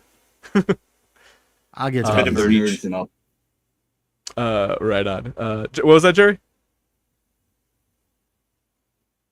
Oh, I think it cut Each out. time I start to talk, I start to lag as well. Those two guys, nerds of Halo enough for you. Like, Oh, right on. Yeah. Those guys. you are will have freaking- you will have a sentence in an hour. So yeah. Yeah. Hell yeah. Speaking of Halo and Jerry Crow, they last night on the Melee games. They were all playing Halo, having a blast With this lag. with this kind of lag. Oh, poor Jerry. Poor Jerry's all the way across there on the far, far away land that doesn't exist in the real realm. He's from another dimension, trying to hook up to Earth 1 Wi-Fi. Oof. Oof, yes. But yeah, go check out Melee Games. They did an awesome community event, Halo, last night. And yes, next week, I think we also have, I think in Black Belt will be also joining us. I think there also may be room for one more. So if you're, I think I can max out 6 here. So I didn't do the math of how many people that are, but I think that's 5. If anyone else would like to join next week's book club, hit me up in the Discord. How Link long is down. Audiobook? What'd you say? Audiobook? How long is the audiobook? Yeah, audiobook, yeah. There is an audiobook, and it is about 11 hours to listen to on regular speed. If you do, Oof. I listened to it at 1.3 speed, so I think it knocked it down to like 8 or 9 hours. If you could Still, hear, or fiction. I mean, it's lore, not fiction anymore. Yeah. yeah, That's no, yeah, That's It what is my a- buddy used to do with anime. Put him at 1.5 speed so he could get through more episodes at lunch. yes, it is quite a decent feature to try to speed things along. Mhm. I watch podcasts at faster speed, so I could let's just get through this already, guys. Some of you are slow talkers, but yes. So nice little promotion for next week again. Halo, Fall of Reach, first book on book club. Took us 10 episodes, but we did it. We finally did it. Nano. Hell yeah. And speaking of Halo and speaking of book club, the episode after next week will also be Halo related, but it won't be a movie or a book or an album. It's the game. It's Halo 3. We'll be talking about Halo 3 next book club. Well, That's right. The only Video. one I haven't played past. Oh, right on, yeah. We have a pretty full up crowd, I think. I need to check again, but I think that one might be already full. I started hitting up people right away, because I thought it was going to take us a little bit longer to beat Halo 3 on Sundays. But we did One that shit. episode. What is this? Dude No, came. the game. It's just you go. Yeah. No. Yeah. And thank God we had Dude on us, because he's like, just go. Let's go. We need to do this in 3 hours and get the fucking... He had the achievement. He did it for That us. bro was like two clicks ahead. Yeah, he's 2 clicks ahead. Exactly. He's way ahead of us. We're dicking around. He's Neo's playing trying to Halo catch... chess.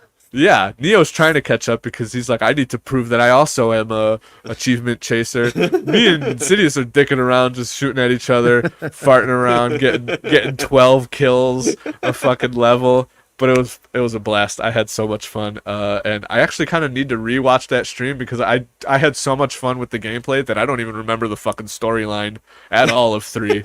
Is it just, oh, here we are fighting still, here's another Halo, time to finish the fight, and was that it? I'm going to Was be that honest. The storyline did not seem great. It wasn't. You're just finishing the fight. It's like the You- last scene of Halo 2. Yeah, I remember Yeah.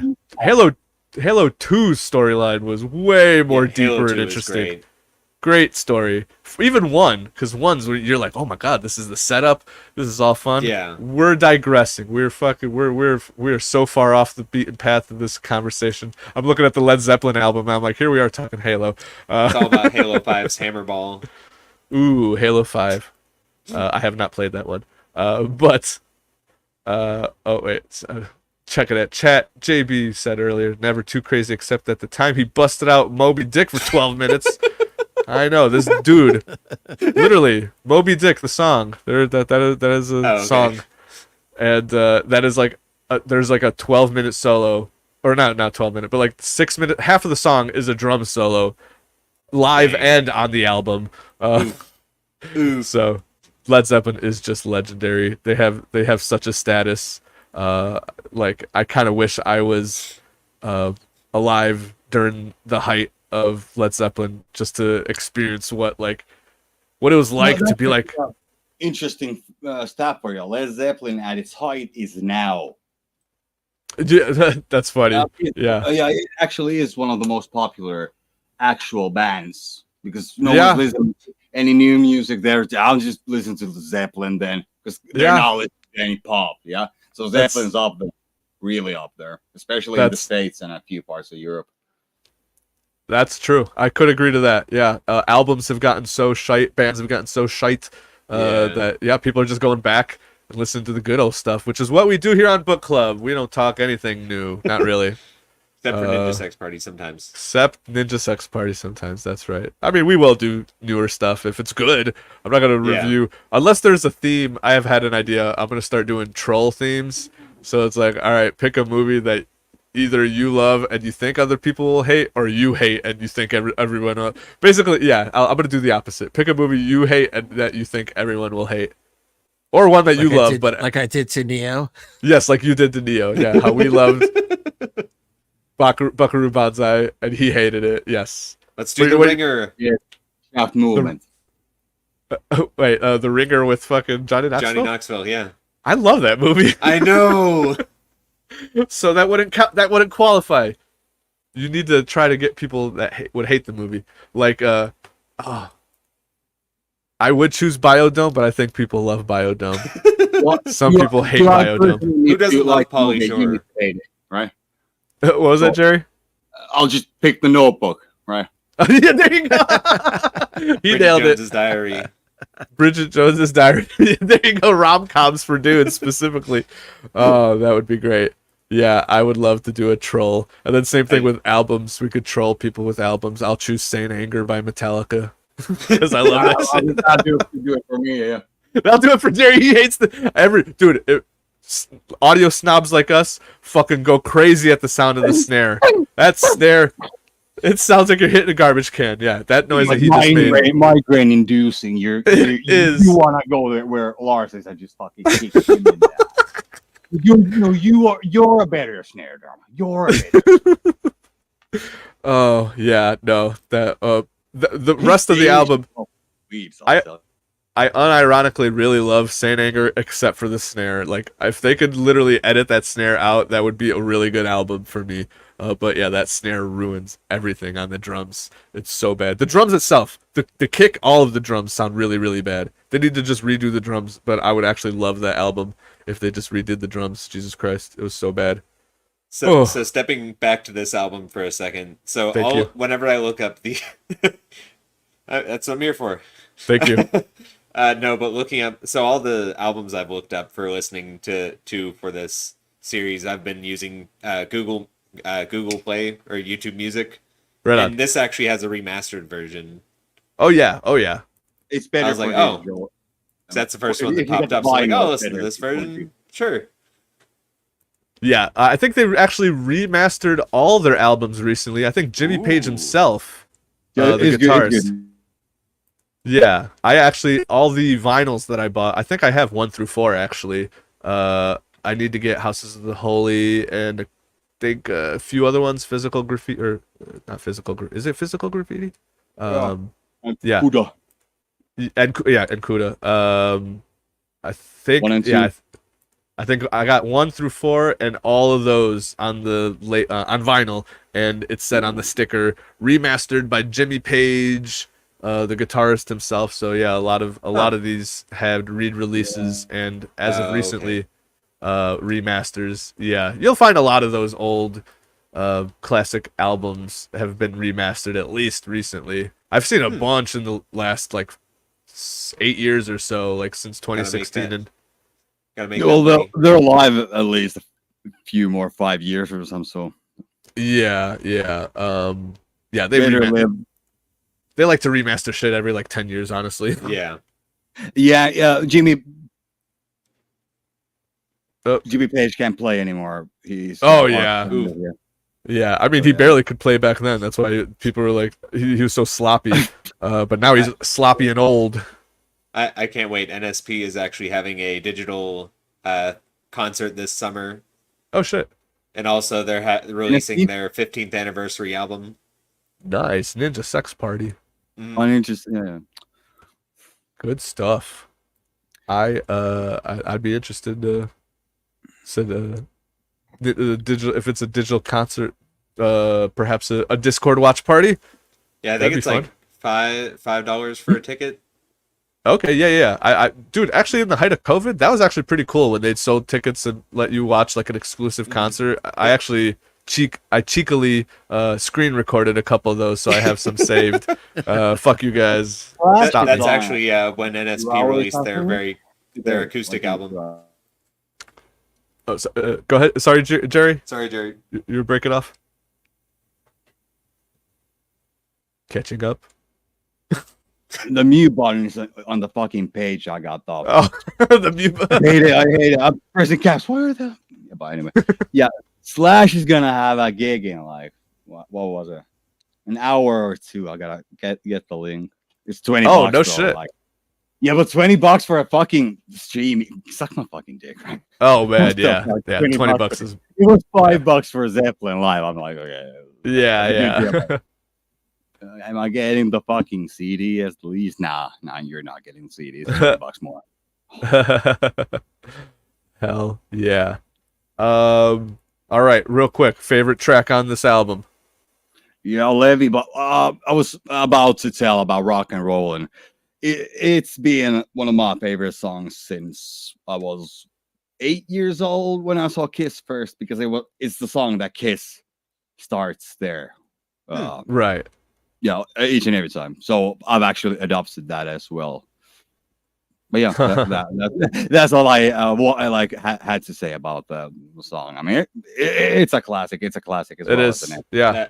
I'd have to agree. I rock and roll just really like right off the bat. It hit me, and I was like, yes. Yeah. Hell yeah. You It's a classic. Snapping along with it, yeah. It's fun. Yeah. No, yeah, classic rock and roll.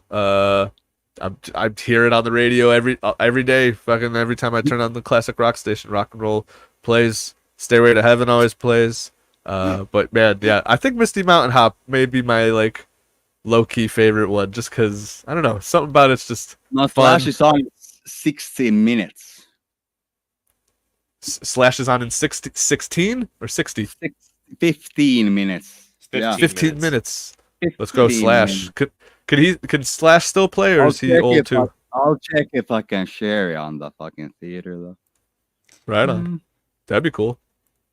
Yeah. You know what? Heck yeah. My favorite song for this listen, I guess, because if it was overall, I'd probably pick differently. Would be Going to California. Got a Google sign up as well. Going to California, that's a good one, man. Hell yeah.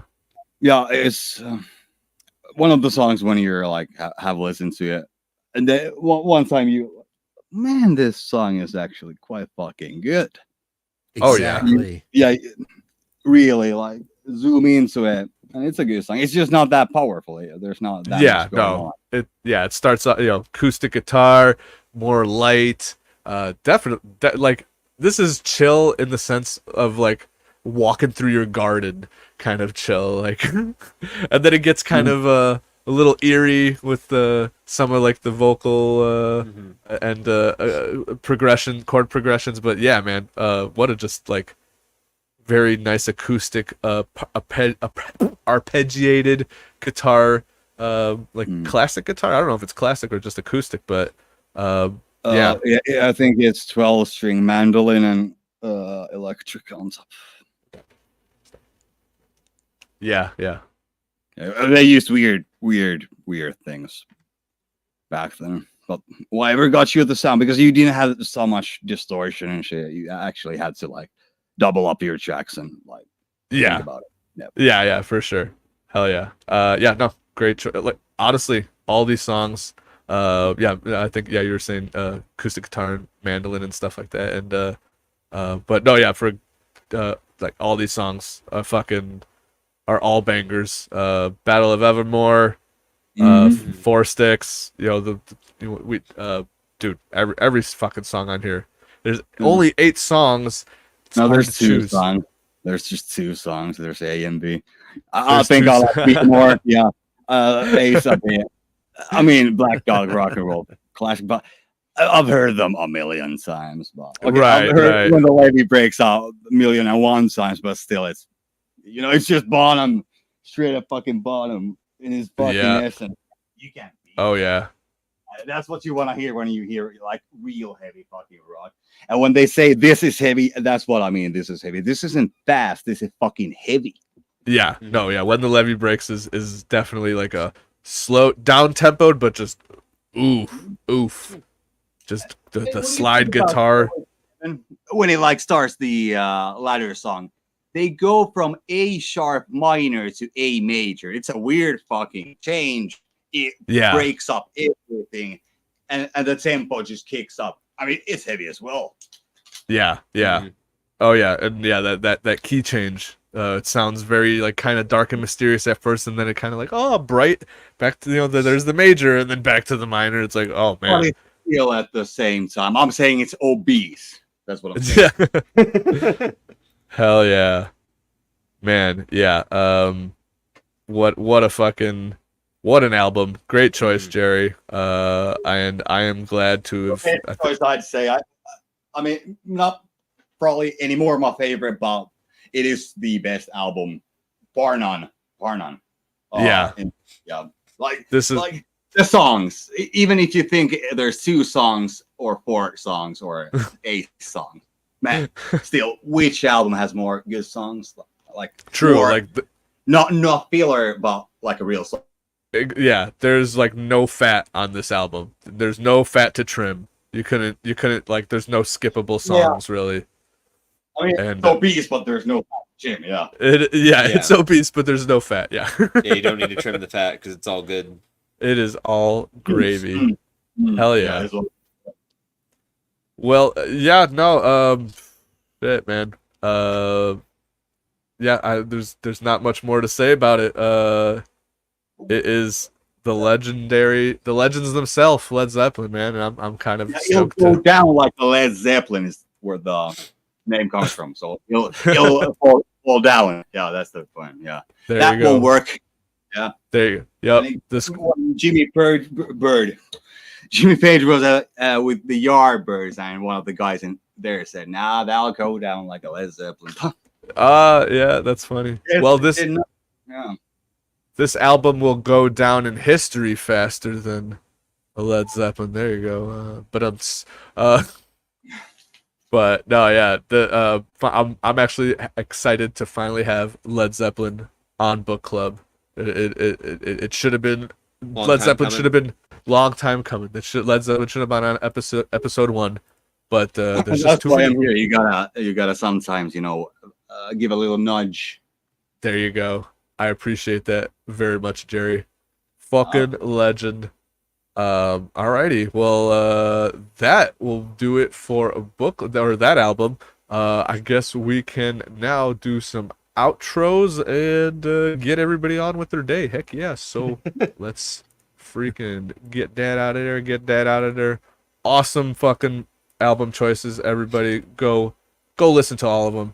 Go listen to some music. Go listen to albums. Stop with playlists. Although I was talking about, I was gonna say, although I was praising Pandora Station earlier, go listen to full albums. Stop listening to. Stop with that Pandora.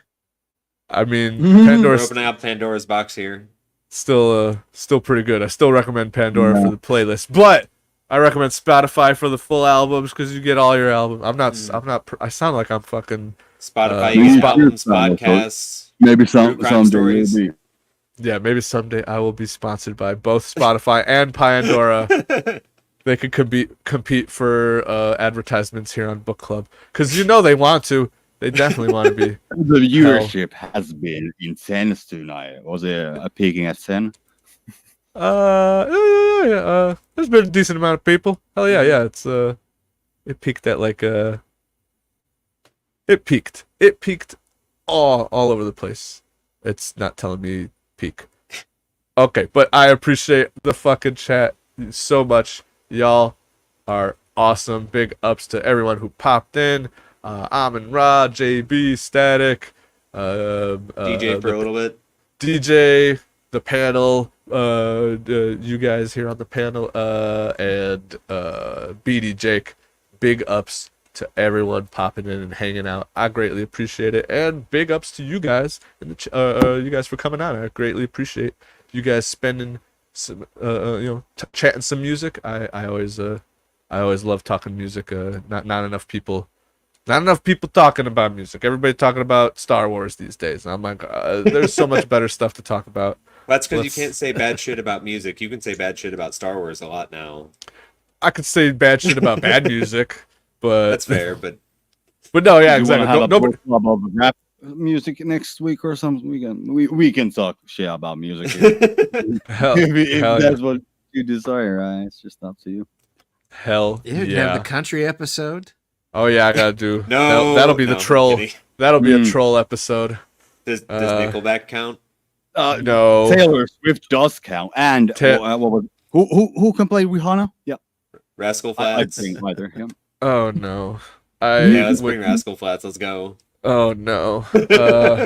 If there's enough of a demand or enough of a trolling incentive, then we may have to. There's be a trolls.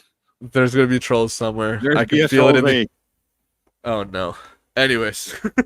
So before we finish our music talk, so the other album I thought of, it's Lucid Dreams by Tribe Society.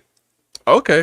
I'm gonna have to check that out. It's really good. They have we saw them live because they were an opening act for Collective Soul and the Goo Goo Dolls, Okay. and they have a flutist. Oh. Flautist? Yes, Flautist. a florist. He throws flowers at everyone. Oh, a florist. That's hilarious. Yeah, I'll check that out. What was it called again? I'm pretty sure the album is called Lucid Dreams by Tribe Society. Tribe Society, right on. I hear tribe and automatically the rest of my brain goes called Quest. Tribe I'll Called share it Quest. to the Discord. Right on. Awesome. That's perfect. Hell yeah. I will check that out. But If it doesn't, nowadays they have that fucking shit where they like block recasting, which is like oh, right on. Right on. Dang. Cool. Alrighty. Well, let's go around the horn here. Or real quick before we go around the horn once again. Next week will be the first book on Book Club with freaking Halo, Fall of Reach, and a whole slew of guests. I'll be very excited for that as we look at Lady LaSalle's no OBS recasting, screen. right? You can't see Yeah, anything but the OBS. I mean, there's a nice spot behind you, but you can't Yeah, There you go. perpetual OBS. OBS. see. Oh, that's fucking shit. Unlock the full access. Well, would it unlock this as well then? No, that's shit. That shit just fucking Veeps. download it illegally. Yeah, a day Veeps. from now, yeah. Is it? This is Now there's Slash's? someone there. Nice flashing it. Nice. It's the Slash's Blues thing. Oh, right on. Live, yeah. No, I want to cool. see that thing live, yeah. But it's a pre-show, but the codec's the same, right? Right on. But I might able to dither it for 30, but it's flashing still, right? No. Oh A yeah, little it is. Yeah. Not like constantly, but every once in a while. Still, but still, yeah. Yeah, there has to be a filter on top, so it'll stop the flickering. Right on. Hmm. Cool. Shit. I think. I think. There we go. Oh, There there we back. But I'll have flashing. You got flash and slash. Yeah. Flash. Flashing slash. That's amazing. But yes, as we continue to go around into some. We're just still looking at. on. We're still alive. Right? Oh yes. Oh shit! and there's me. I know that got guy. one I know that screen guy. anymore as well. So I'm here like, oh shit. I'm Oh on. my god. We're getting Inception dimensions over here. Awesome. You get 7.9, dude. It's just 7.9. Alrighty. Let's go around the horn and tell people where they can find you. I got your links, guys, down below, but let them know what you got coming up. Starting with Jerry. What do you got coming up? I know you're working on a ton of music. This especially, I got merch. Hell yeah. I got merch, but it's only for Indonesia. Domestic Okay. shipping for Damn. Indonesia. I'm not sure if you want to pay how much $50 it'd be like here, but yeah, I'll Oh, have I need to figure out like like a bunch of people wanting merch and just order it out from a small shop somewhere in the States. Right on. That'll be the most economical. And then the same for Europe, because only like a handful could pay. But this is only 200,000. This is actually 409,000. So this has some profit in it, right? But Right on.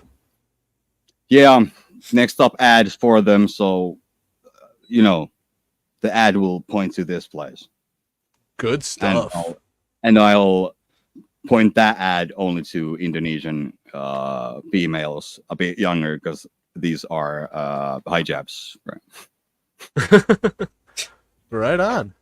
Hey, So that's the merch I wanted, but yeah, I'll put some Nice. normal shit from India if someone wants it. Well, it'll take a fucking it'll take half a year to come home, but yeah, they'll ship it. right on. But that's Well, me now, and I got a fucking demo coming down as well. So hell yeah. Nice. Jerry I'm not sure how I'm is gonna make it, but maybe I'll get some money for of this. right on.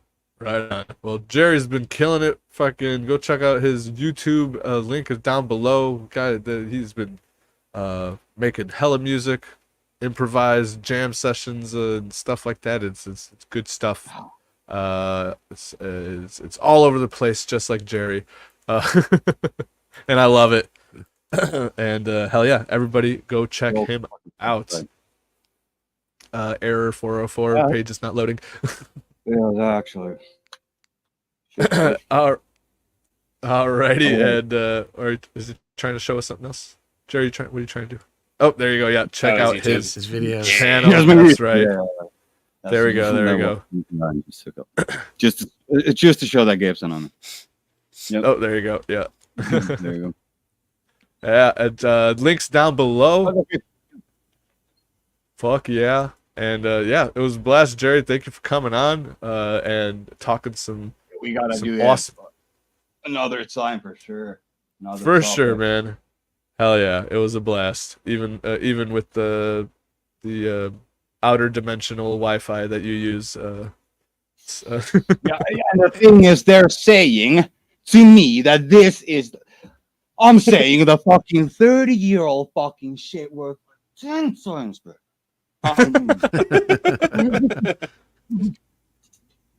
Go internet whatever. Grinds my gears. Gets my. Oh man. We gotta call the outer dimensional ISP provider that I'll you give you use. their number for sure. Yeah. We're gonna- I'm pretty I'll sure be Paul has the more same than internet fucking happy with anyways. that. Do you sell eggs? What? Do you sell eggs? This is not the grocery store. Damn it. Yeah, we use the same internet, me and Jerry. That's why the internet boys. I The almost call it the internet internet boys. It's no longer the company boys, we're the internet boys. Yeah, that's why we're the internet boys. On Saturdays. Internet boys. Let's go. Alrighty, next up, Geno SMRPG. What do you got coming up? So, if you missed it yesterday, I completely got wrecked by the Goron race and Majora's Mask, but I'm planning on continuing with that the next couple of streams till I finish that. Right on. As I'm finishing them, trying to upload them to YouTube, but I keep getting lazy and forgetting. Yeah. I was gonna suggest you should check out Restream, where you could for free you could stream to both Twitch and YouTube at the same time. That I'll might have to check it out. I 'cause they'll- forget, do you have to pay? Because I know DJ used that for a little while. the free version you could the free version makes there's a paid version where you have to there is a paid version, Okay. but that one lets you stream up to 5 places. But if you don't want to Oh. stream up to 5 places, the free version you could stream up to 2, Twitch 2. and YouTube. So Okay. I've been using that to stream to both places, but I yeah, have to no, check that out then. But yeah, predominantly streaming on Twitch, and all my VODs are going on YouTube eventually.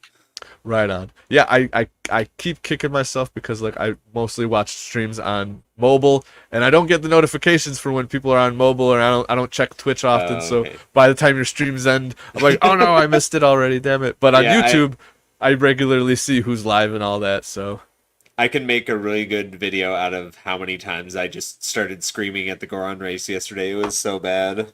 That is hilarious. It's Mario Kart, but on steroids, Oh no. and with collision, a lot more Oh. collision. Oh no. Oh. Yeah, Majora's Mask was the I did not finish that one. That gave me too much anxiety. I Fucking- love it, honestly. I didn't play it until years later, but I think I gotta give that one a try. The good old adult try, because that shit terrified me as a child. Oh my I god. forget, do you have a 3DS? I do have a 3DS. The version on 3DS is peak for it. Ooh. I 100%. might have to I do have the Ocarina of Time 3DS. I did like that one a lot.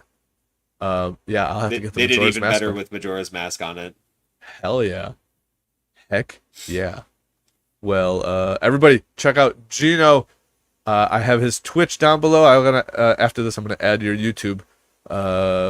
And yeah, everybody check him out. He does awesome streams, playing all sorts of fun games. It is always a blast. And I can't shill you enough. You're criminally underrated. And I love your streams, bud. Thank you. Hell yeah. What else was there? I feel like there was something else I was gonna throw You in should there. put JB's message up. His last JB's. message in the chat. Oh, let's see. What do you say? Wife and I were at a country fair years ago. Collective Soul played Black Dog after their set. No shit. No shit. Hell yeah. Yeah. Collective Soul. Which one is that? That's not the. Didn't they Because I do mentioned Runaway that's Train? the concert we went to. Yeah, Shine. Oh, Shine yeah, Down, yeah. I think. Yeah. Gotcha. For some reason, But- I was confusing Collective Soul with Temple of the Dog, which I'm like, isn't that fucking Chris Cornell? Never mind. That's not who I was thinking. Yes, Collective Soul. Somebody totally different. When we saw Collective Soul live, the lead singer looked like he was like 60 or so, just fucking booking it back and forth across the entire stage as he was singing. It was insane. Dude, I saw Aerosmith like 10 years, 15 years ago, and I was impressed. Those guys are old as fuck too, and fucking Yeah. Steven Tyler was fucking doing his upside down swinging. He'd jump on a thing, go upside down, hold on with his legs, and fucking be singing fucking upside. I'm like, how old are you fucking guy? Like, damn, man. What are you, a monkey? Get out of here. Jeez, yeah. I'm like surprised. I'm that- like, aren't you? Collective I'm sorry. Soul in Omaha, July 24th. Get your tickets Ooh. now. Oh shit! Right on. I gotta listen. I gotta remember who Collective Soul is. I'm freaking blanking on the song. I gotta listen to it. I think it's funny. So Goo Goo Dolls talked about during their performance how they formed the band, and it was just the two guys. I guess one was trying to get weed, and one was selling weed, and they just found out they had like met up, and they found out they had guitars. Like, dude, we should make a band. That is exactly how bands are created. That's how they are created. That's pretty much how me and my buddies we're just like listening to all this music. We're like, let's get our parents to get us instruments and start a band, bro. What do you want to play? I want to play drums. Then I asked my mom, like, Mom, can I get drums? My friends want to start a band. My mom's like, no, your brother tried the same thing a couple years ago.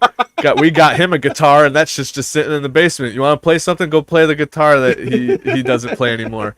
And I'm like, okay. And then I went back to my friends. Guys, it looks like I got to play guitar.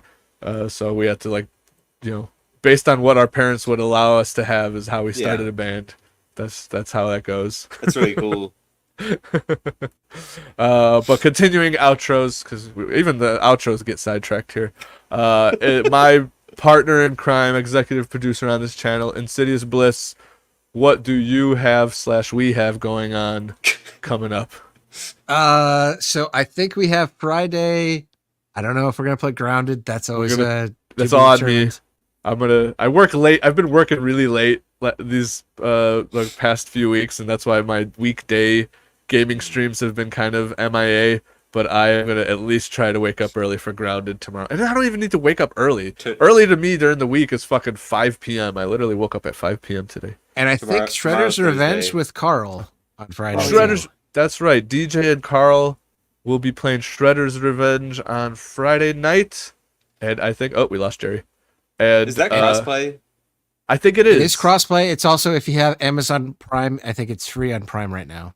Okay. And it's up to 6 players. No, I think that game's. I think it's a 6. So. I think it's a 6-player co-op game. So I have it on PlayStation, but it depends on what time you guys are doing it.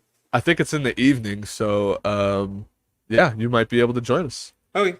I'll get the details out, or I'll get the details, and then I'll message you and let everyone know to go over to. I thought DJ was streaming it too. Is it Carl that's streaming it? I think they were doing it on DJ's channel, but right on. I'm not sure who's all streaming. For sure. And then Saturday we will have Melee K on. Melee K Saturday will be Company Boys stream. Gonna play some Roroth? We should Is there a way we can jokingly put that on? There's no Steam edition, is there? This is a Wii game, right? I don't think there's a Steam version. We can look. If not, we can always just play video. I would have traumatized her somehow and be like, "Joke's on you! We found that there's a Steam version of Roroth we're playing right now. We found a Flash version of Roroth. Dang." There we go. Yep. No, but Kay will be joining us Saturday to play Ghost of Tsushima. Nice. 2 o'clock Central. 2 o'clock Central time. Don't be late, Paul. I will not. Paul, if you're late, I'm gonna kill you. Son of a bitch. Minecraft. No, he's gonna kill me in Remnant 2. That happens all the time. That's gonna happen anyways. So That's not a threat at this point. That's a promise. It is a promise. I don't know why I keep bringing Insidious around. He just keeps team killing me everywhere. Son of a bitch. Anyway. And maybe some Remnant 2 on Sunday. Who knows? Yes. Yeah. Weekends have been pretty good. So yeah, definitely Company Boys Saturday and probably some streaming on Sunday. Or more Company Boys on Sunday. Geno, there's a new guy in Outlast Trials. Oh. There's a new guy, the new big bad guy. It's like a baby head or something. A new class that makes barricades. Oh. And new levels. So hello. We got to get back to Outlast Trials. Yeah, we do. Love that. Love those streams. We'll do an evening stream just so you could join us, Geno. My favorite is when we played with you and James was pretty fun too. But I was about to say, I heard James was screaming a lot. He was screaming. He was screaming at everything. We're like, chill out. That's just the guy that's just sitting there, not even attacking you. He screamed at the first fucking guy that just was like sitting there. It's like, I'm like, it's okay. He doesn't do nothing. Don't bother him. Don't get close to him. We're like dodging and juking fucking Mother Gooseberry, and he's just screaming, running the opposite way. It's like, it's fine. You just need to fucking dodge her ass. It's all good. Don't bottle on her head. Hurry. Concussions are real. Exactly.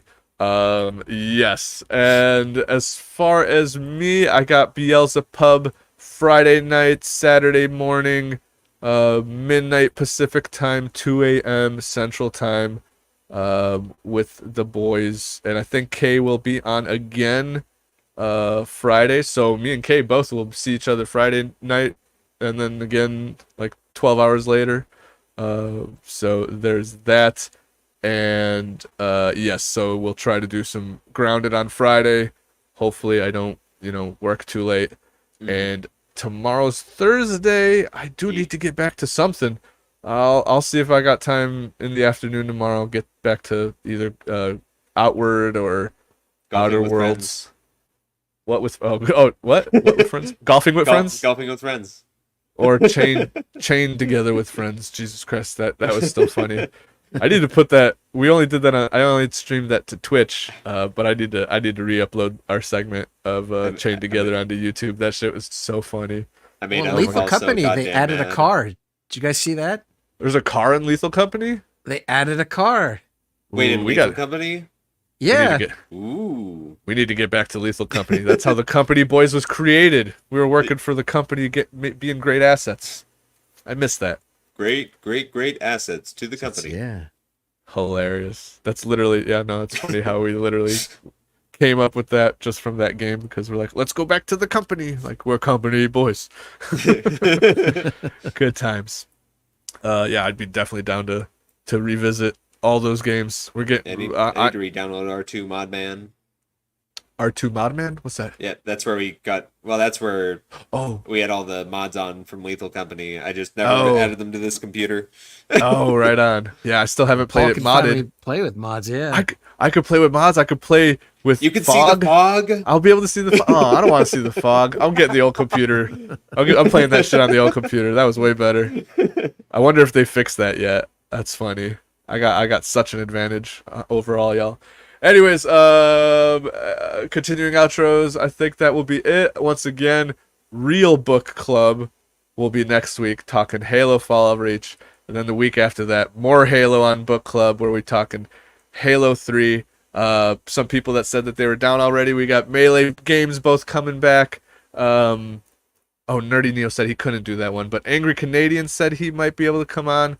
Colton Carl said he might be able to come on.